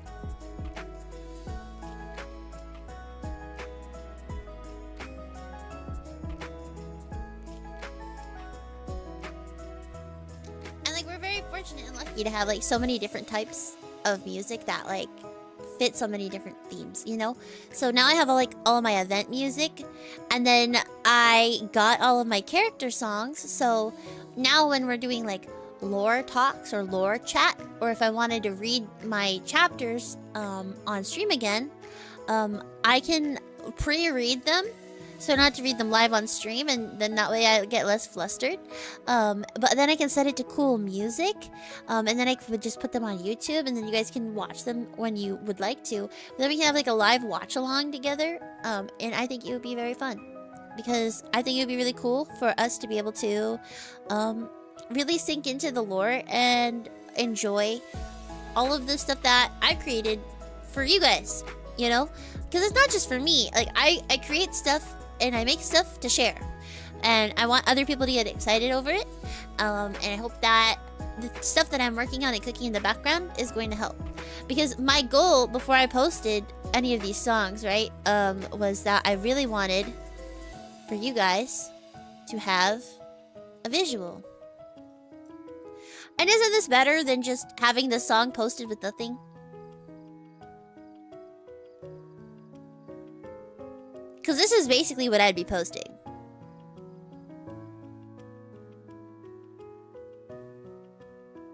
Like this. And then the song title in the bottom left. Yeah, isn't that so sick? I don't know, I'm proud of it. So this is why it's been taking a while for me to post anything. Because I have been waiting on comms. I've been waiting on everything getting back. And then now everything's back. That, in such a way that I can, be excited and finally share stuff with you guys. Now it's back. It's just, I have been gone. But now I'm back. Hi, Virus! Welcome in! Thank you. His name is Ansvar, and he is my, little companion. He doesn't always look like a bunny. Sometimes he looks like a bunny boy. But for the purposes of stream, he is a little guy that is my emotional support, Ansvar, who, helps me when I'm scared of things, like being vulnerable. So he's in my arms right now. He's also our bot in chat. A little guy. Yep, there he is. In my emotes, he is human form, or bunny boy form, I guess.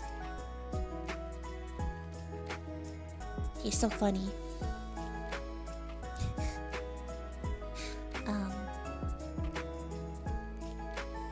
But I'm excited. I'm excited to share with you guys, because my goal was to have like hour-long versions of each song.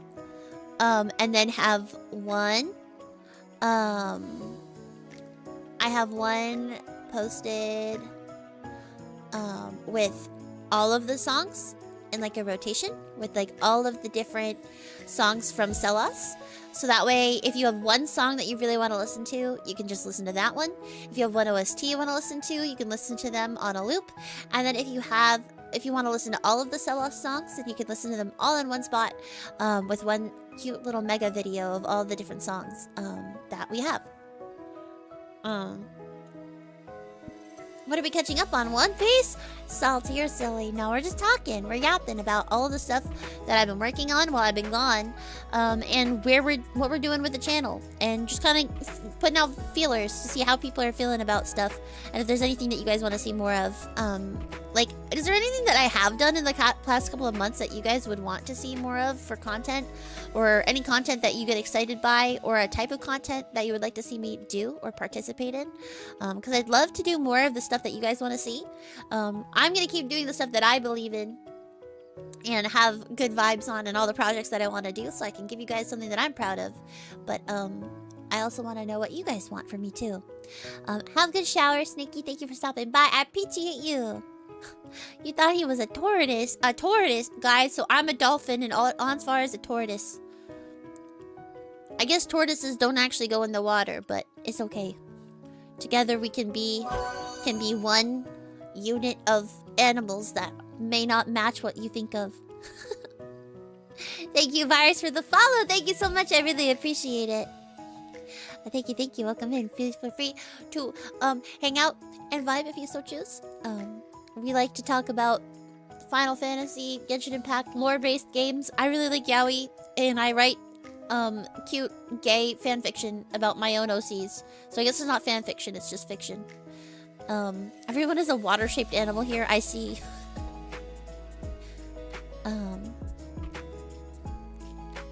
But here we are.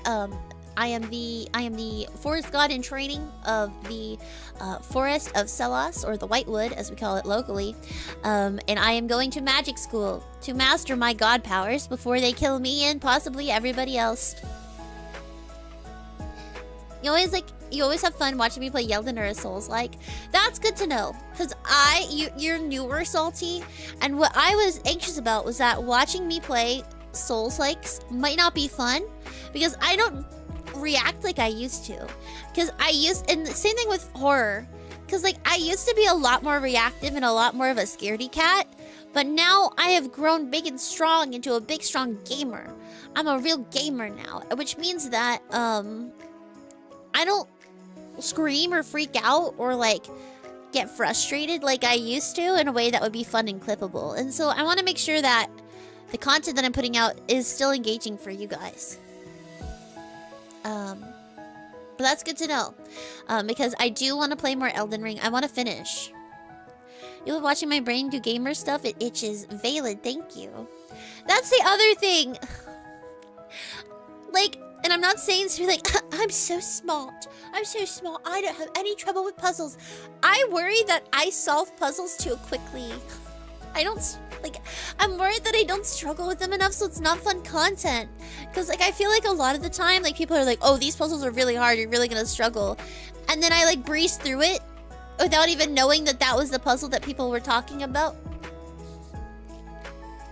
And then I'm like, I'm sorry. That was probably boring. I should have hammed it up more, but that's like, I don't even realize in the moment. That like, oh, this is the content that I should be. It's okay.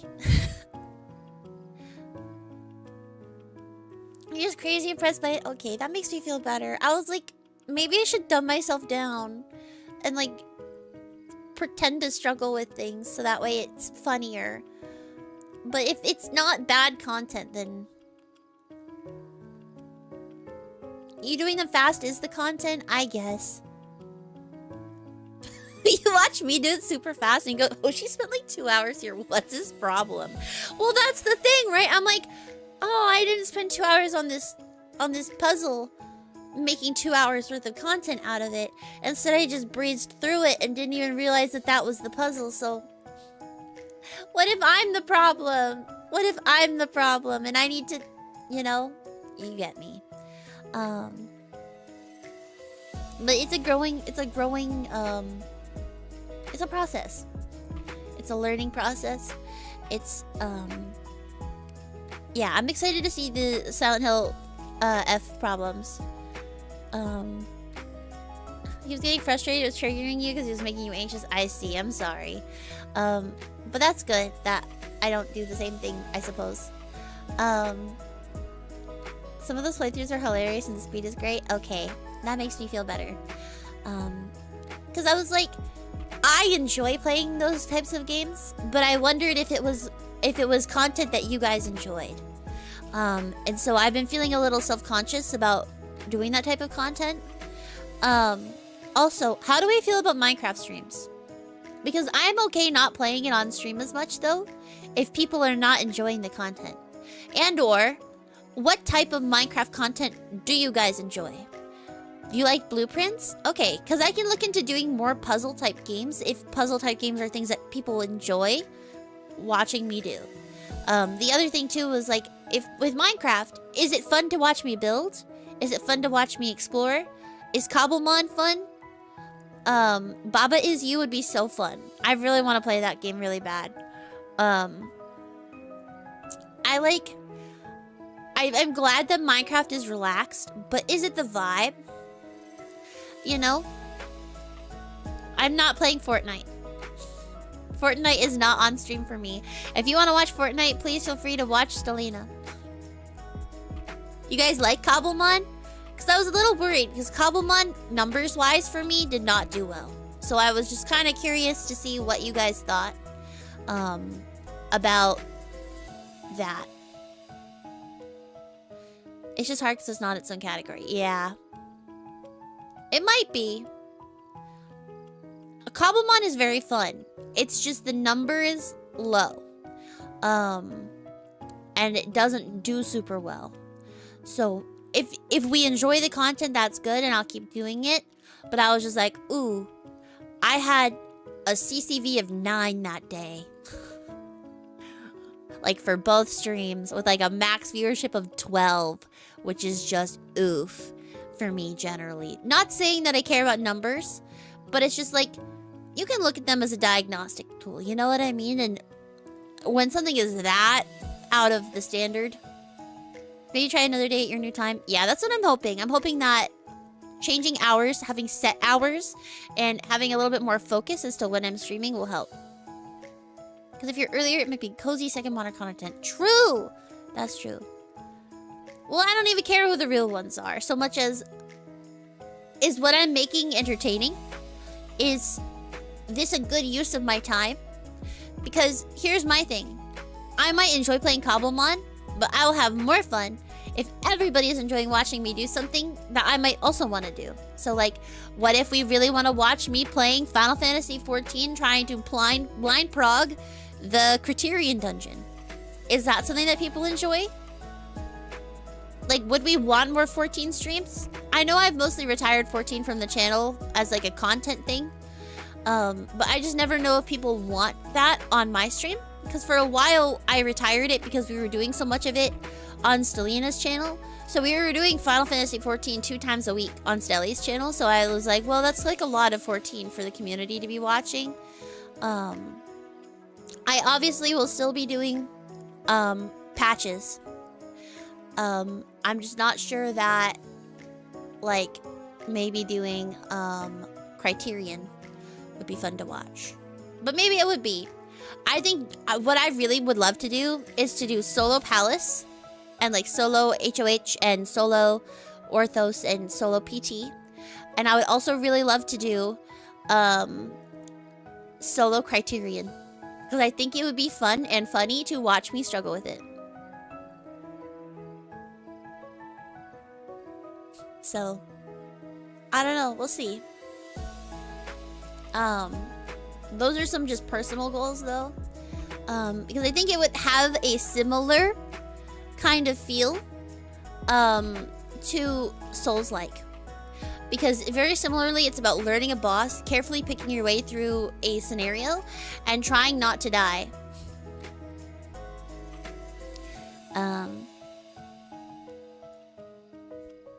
But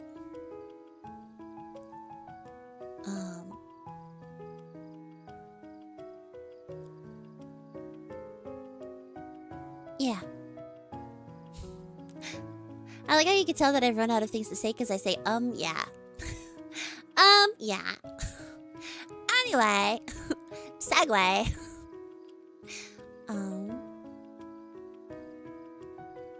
I'm excited. I'm excited for all the changes. I'm excited to see where we go. Another thing that I'm kind of curious to try is Slay the Spire. I didn't know that it was a card game or a deck builder, and I generally actually really enjoy deck builders. I'm looking forward to this. Okay. Oh, and something that's coming out somewhat soon is going to be Danganronpa 2x2. And I am so excited for that game. Back in the day, Stellina and I streamed all of Danganronpa 2. And we voice acted all of it. It was hell. on my voice. But it was so fun. I had so much fun playing that game. And what I would love to do is get a bunch of our friends to help us voice act the game and play through it again. Because we have a whole other semester apparently, like a whole add-on, and I have a feeling we're going to have to replay the whole game. And I'm open to that because I think it would be really fun because now everybody is familiar with the characters. So going into it, we can be making jokes about all the characters and really enjoying the story and looking at the nuances and all the different things that are there. Mir! Hello! Thank you so much for the raid! Welcome in, raiders! I'm Wispin White. I'm a Fox Ghost VTuber and Forest God in training. I live here in the Whitewood with my little bunny companion Onsfar, and we are learning how to master our magic before it kills me and everybody around me. So if you enjoy learning about different worlds, lore, cute characters, and just generally really engaging with stories, then you're in the right place. I'm very silly. I like lots of Hoyo games, Final Fantasy, that type of stuff. If you enjoy any of that, then you're in the right place. Thank you so much for bringing community over. It means a lot to me. I hope that you guys are having a wonderful day. If you need to get food, water, or rest, please feel free to go and do that. Hi, Flowers. So does that mean we can't get friends who haven't played the game? Stellina, I would be so surprised if we have any friends who have not played the game. But if there's a certain... I think that friend has already... I don't know if that friend has played 2x2 yet. If that friend in particular, a certain Ultimate Raider that we love very much, who's also a cat girl, wants to participate, then we can all keep our mouths shut. Both BlueTubers you know have not played? Okay, then we won't say anything. I know a certain cat girl also is interested in playing with us. I think it'd be really fun, and we could play it like it's D&D and like assign people characters. I don't know. I have a vision for this, so we can see. We can see, depending on who have played and who wants to enjoy, who wants to play it with us. Shouja, that would be so fun. We'll figure it out. I'll have to do some crazy things with schedules to try to make it work, but I think we could do it. I think it'd be really fun.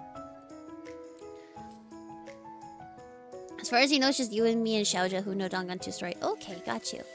No worries, Mir. Thank you so much for bringing your community over. I really, really appreciate you. Please go get some rest. Thank you so much. I appreciate you. Snake? Snake? What do you want to... Snake? Snake? Good night, Mir. Thank you. Screams from shower. Me too! Snake wants to participate? Okay, okay. I'll start a group chat. We can start tentatively planning. We don't know when it's releasing yet, though, which is what's tough, but it would be so fun to have men so that I don't have to voice all of the male characters.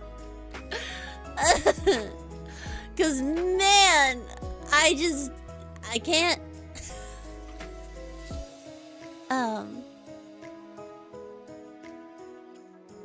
Like, you know? I think voicing Nagito is funny. But voicing like Gundam, like what was my key phrase for him? Yes, you voiced Hajime and you voiced Nidai, so you got to scream shit all the time, which was really funny because like you never swore. I mean, you still don't, but like that was like very out of your range. Oh yes, my 4 dark devas of destruction. So funny. He's so funny. I love him. Thank you for the posture check and the hydrate. Gundam is my favorite. He's so funny. Dude, he's like one of my favorite characters that I've ever played. Like, do I still sound like a person that is not male-bodied playing him? Yes. However, it's really fun. And the voice drop, I feel like, is surprising. It always startles people, especially like if I'm arguing with Hiyoko about all the things that I am absolutely not responsible for, and it's your fault because you're the worst. You know, like if they're arguing with each other, it's really funny to go from somebody who's like way up here and you actually literally suck and you smell like a pig, and then you to go from something way up here to way down here where I'm arguing with you because you are the worst and I have my hamsters who are the only people who matter in this world to me. You know, it's just fun. It's just fun. It's fun to voice act. I miss voice acting. I stopped doing a lot of it because of how long our hours were during Camp Wisp in 2024 when I was streaming like 12 hours a day. And I'm like, if I read for 12 hours a day, I'm actually gonna die. Thank you for the hydrate.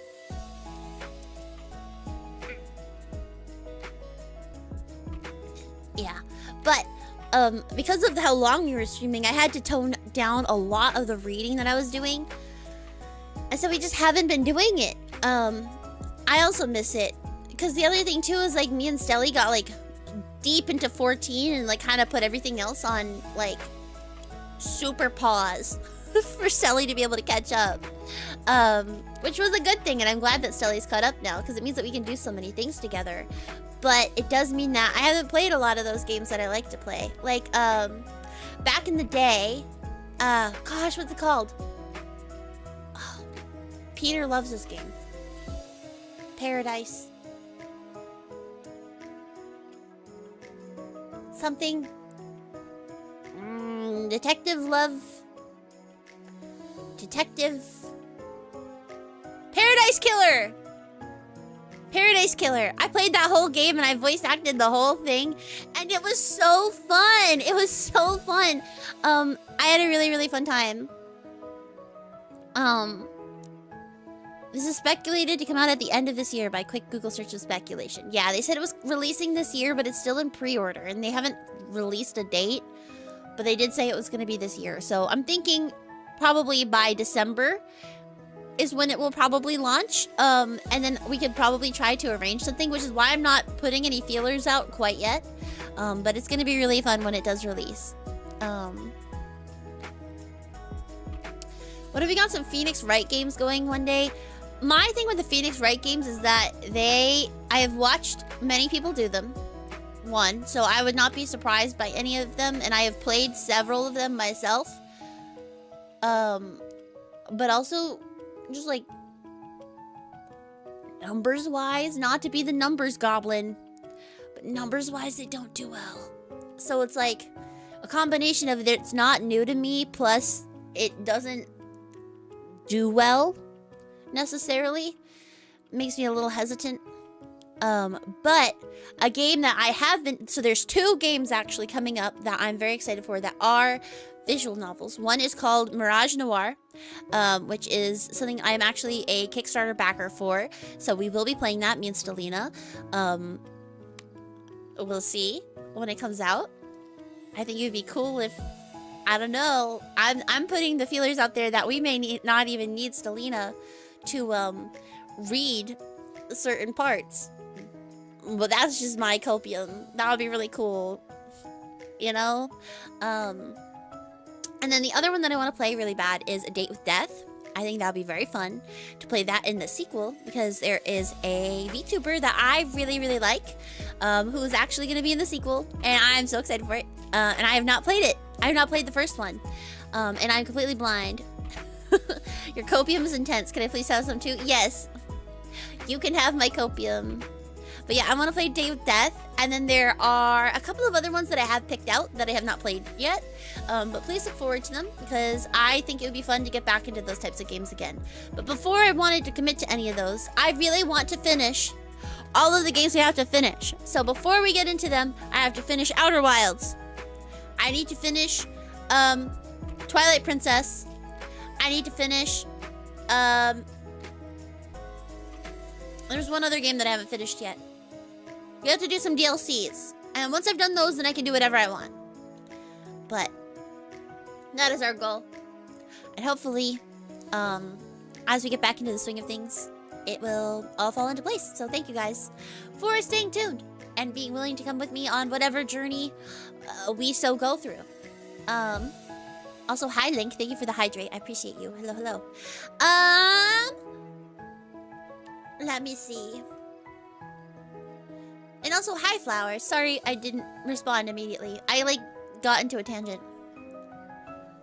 You like how visual novels are coming back? That was a dead genre for a while. Yeah, So, we've talked a bit, right? We've talked about my lore. We've talked about how I want to make a webcomic. And the little demon inside my brain keeps saying, what if you just made it a visual novel? And I keep saying to my brain, stop it. Enough. But we'll see. Nope, I'm not going to talk about it. I'm not going to talk about it yet. You guys can find out. You guys can find out if and when it actually happens. So, you guys, I'm not talking about projects unless I am 1000% sure that they're going to happen. I am not talking about projects until they're done. But I am saying I do own RPG Maker. That's all I'm saying. You know what I mean? That's all I'm going to say.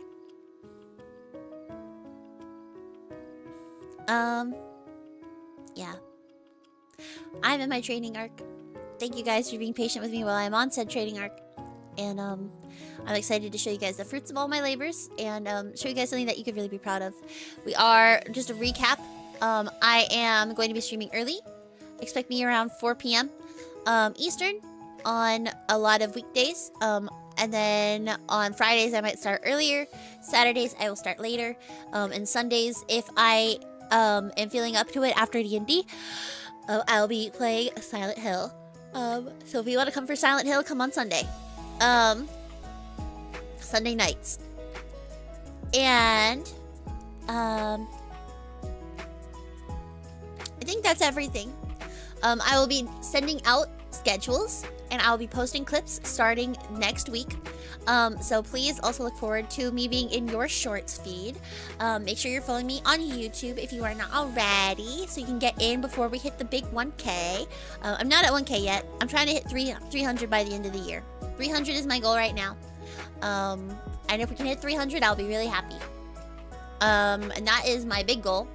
But yeah, thanks guys for being with me on this crazy ride and for being patient while I had to go do big proggies IRL, establishing my business and building it up so that way I had enough income to actually kind of sustain myself so that I can continue to do VTubing on the scale that I want to do it, and to be able to have my own schedule and do the stuff that I want to do. So please look forward to it. I'll be trying to do lots and lots of stuff for you guys and trying to make the content that I'm proud of and the exciting stuff that I want to do, that will make you guys excited too. CEO Wispin, real. Ugh. Taxes this year? I've been working on them for 2 days and I'm still... It's just a lot. It's a lot, guys. It's a lot. But it's okay. It's worth it though. So... Things are looking up. Just listen to the cover once a day. That's what I do. That's what I do too. I'm trying to get our views up to 100. If you guys have not seen it, once again, let me push the cover because I think it is so funny.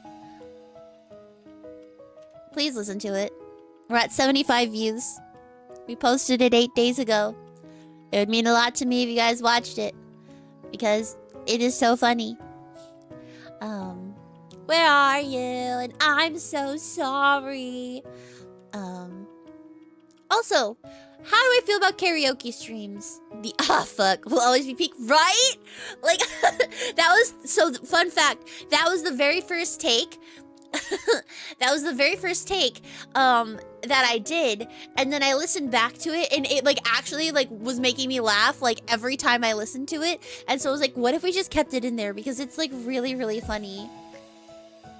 And then we just kept it in, because we were like, it's funny, like, every time, and I feel like it establishes the tone of the cover, so that way it's less like, oh, what are you doing? And more like, oh, okay, like, this is, like, unserious, but still serious, and, like, high quality, and, like, high production value for literally no reason, but it's, like, it's, like, not a joke, and, like, a, haha, this is funny, but, like, you get it, you get what I'm saying. It's, like, exactly my sense of humor, and so thank you guys for being, accommodating of that with me. And it is 11 o'clock So you know what that means. Do you hear more yeah, do you guys want more karaoke streams? How do we feel about karaoke streams? I'm just curious. Because what we used to do was power wash and karaoke. But what I could swap to is perhaps crime scene cleaner in karaoke. Because Stellina's been playing it. And it makes me want to play it. I have it. I've been playing off stream. On my own time. I don't think I streamed that. I think I just kind of played it on my own time. No, maybe I did stream it. I think I did. I think I did stream it. But like, we can restart it. It's fine. It's so fun. And I like Kowalski a lot. I think he's really funny. I can do it with the blood on. Yeah. So it's fun watching Stellina play. But I also just enjoy the act of cleaning. I think it's really fun. So I think it would be really cool to maybe do that as an alternative. But we'll see. Thank you guys for liking our cover. I appreciate you. Remember to hit that like button and subscribe to both Stellina Morris and myself. It means a lot. And both of us could use the help. Because we're both trying to grow on that platform too. But yeah, my pipe dream for 2027 is partner. I'm not gonna hit it this year, but I want to hit it next year. And so I am just putting those feelers out so that way we all know what I'm working towards. I want it by next year. End of next year, I'm going for it. So please stay tuned. I'm trying to level up so that way when we get to the point that I feel like I'm ready to do it, I have all of the avenues laid out. I have all of the groundwork done, so I can just hit send and go super hard, and we can all try really hard together and build something that we are all excited to be a part of and take part in. Yeah. I have so many projects that I'm working on. Like, we have I have a little podcast that I'm currently in the process of setting up and having a couple of guests, so that way when we do it and we can record it ahead of time, we can make it kind of high production value and add some like silly edits in, and then that way those can go on YouTube too, so that way it doesn't have to be a stream. But that is definitely something that we might record live with you guys, so you guys can be there for the recording, and then later it'll go up on our YouTube all edited. So yeah, please look forward to it. There's lots of stuff. There's lots of stuff that I've been planning and working on in the background. And thankfully, a lot of it is finally coming into fruition. So thank you guys for being patient and giving me the space to grow and learn while I work on being my best and making my best content for you guys. Let's see who we can raid.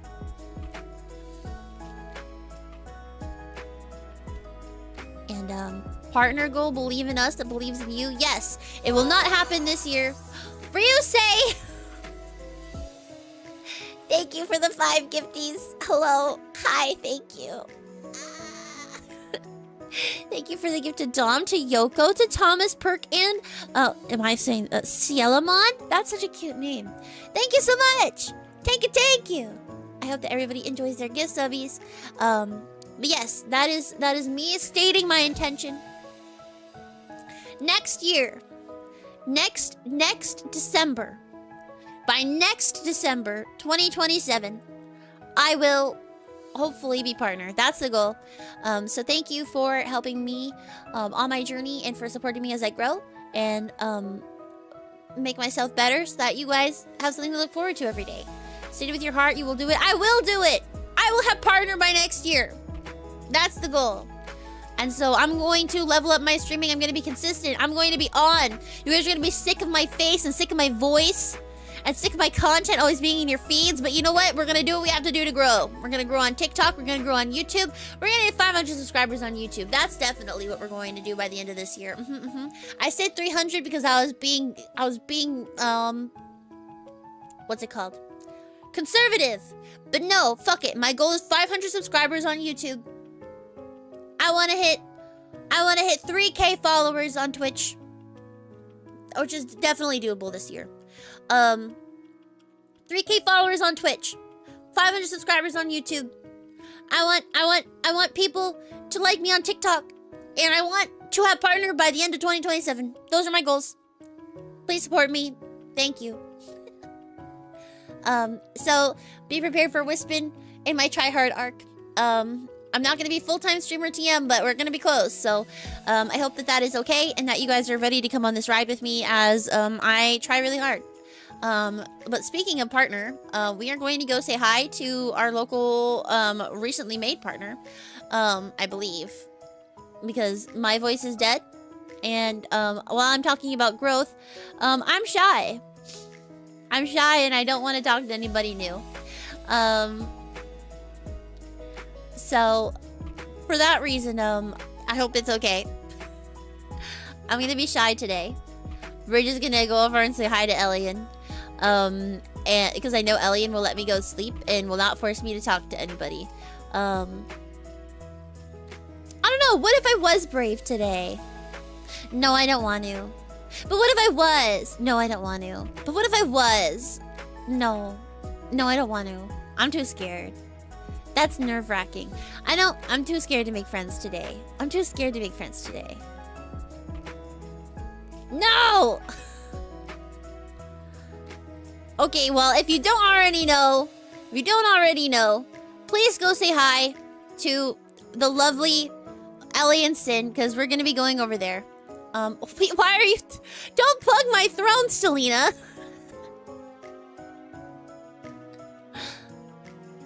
Don't worry about my throne. I may or may not have added something to it, but don't worry about it. I'll talk more about that when we are at my birthday. He's playing Pacopia. Pacopia. I love Pacopia. Yes, he's playing Pacopia. We love Elian. Very, very generous. We're gonna go say hi to Ada, Lyra. I'm gonna be brave. And we're gonna go say hi to Ada because I think that would be fun. So thank you guys for hanging out today. You know, it's really nice to have a yap stream. Thank you guys for letting me yap for like 4 hours straight. That's super exciting. But yeah, thank you guys for letting me work hard. I really appreciate it. And join the Discord if you want updates for when we're doing it. That's where I'm gonna post my also feel free to follow me on Twitter, and or maybe Blue Sky. Maybe I'll actually start posting on Blue Sky. But follow me on Twitter for my schedule. Or join the Discord. I post them both in both places. And yeah, feel free to check out the YouTube for any shorts that will be I'm gonna start posting again next week. I've been building up a full what's it called? A backlog, so that way I can just post and send, and that we're gonna be good, and I don't have to worry about it. So thank you guys for letting me do that as well. But as always, this has been Wispin White, Fox Ghost VTuber, and Forest God of the Celos Forest in training. You know, we've done a lot today as a community, and I'm eternally grateful for you guys. But you know, given that my powers are not what they are quite yet, you might want to watch out on your way home, because you never know what's gonna get you. See, I can't do it. Let me try again. As always, this has been Wispin White, Forest God in training of the Celos Whitewood, reminding you to stay careful on your way home, because you never know what's lurking on the other side of the forest. No, I can't do it. It's awkward. I need to have lines. I need to have lines. I'm gonna write them. No. I'm gonna write them on like a sticky note. I'm gonna write them on a sticky note, and then like we're gonna have lines. It was fine, and I ruined it. Okay, one more time. As always, this has been Wispin White, Fox Ghost VTuber, and Forest Gone in training of Celos Whitewood, reminding you to be careful on your way home, because you never know what's lurking in the dark. Good night. Was that cool? Was that cool? Did I do it? Oh no, it cut off the music. I will be careful. Ryusei! Transition sick? Just do the Jin scream? Dude, you guys should watch BTS Hot Ones. Seriously. Watch BTS Hot Ones. It was so funny. Jin just was like, ah! The whole time because it was so hot and spicy. So, anyway, thank you guys. I appreciate you so much, eternally. Good night, guys. For real. Let's go say hi to Ada. Take a nodders or a heart, whatever your heart so desires, babes. And I'll see you guys on the other side. Okay, bye.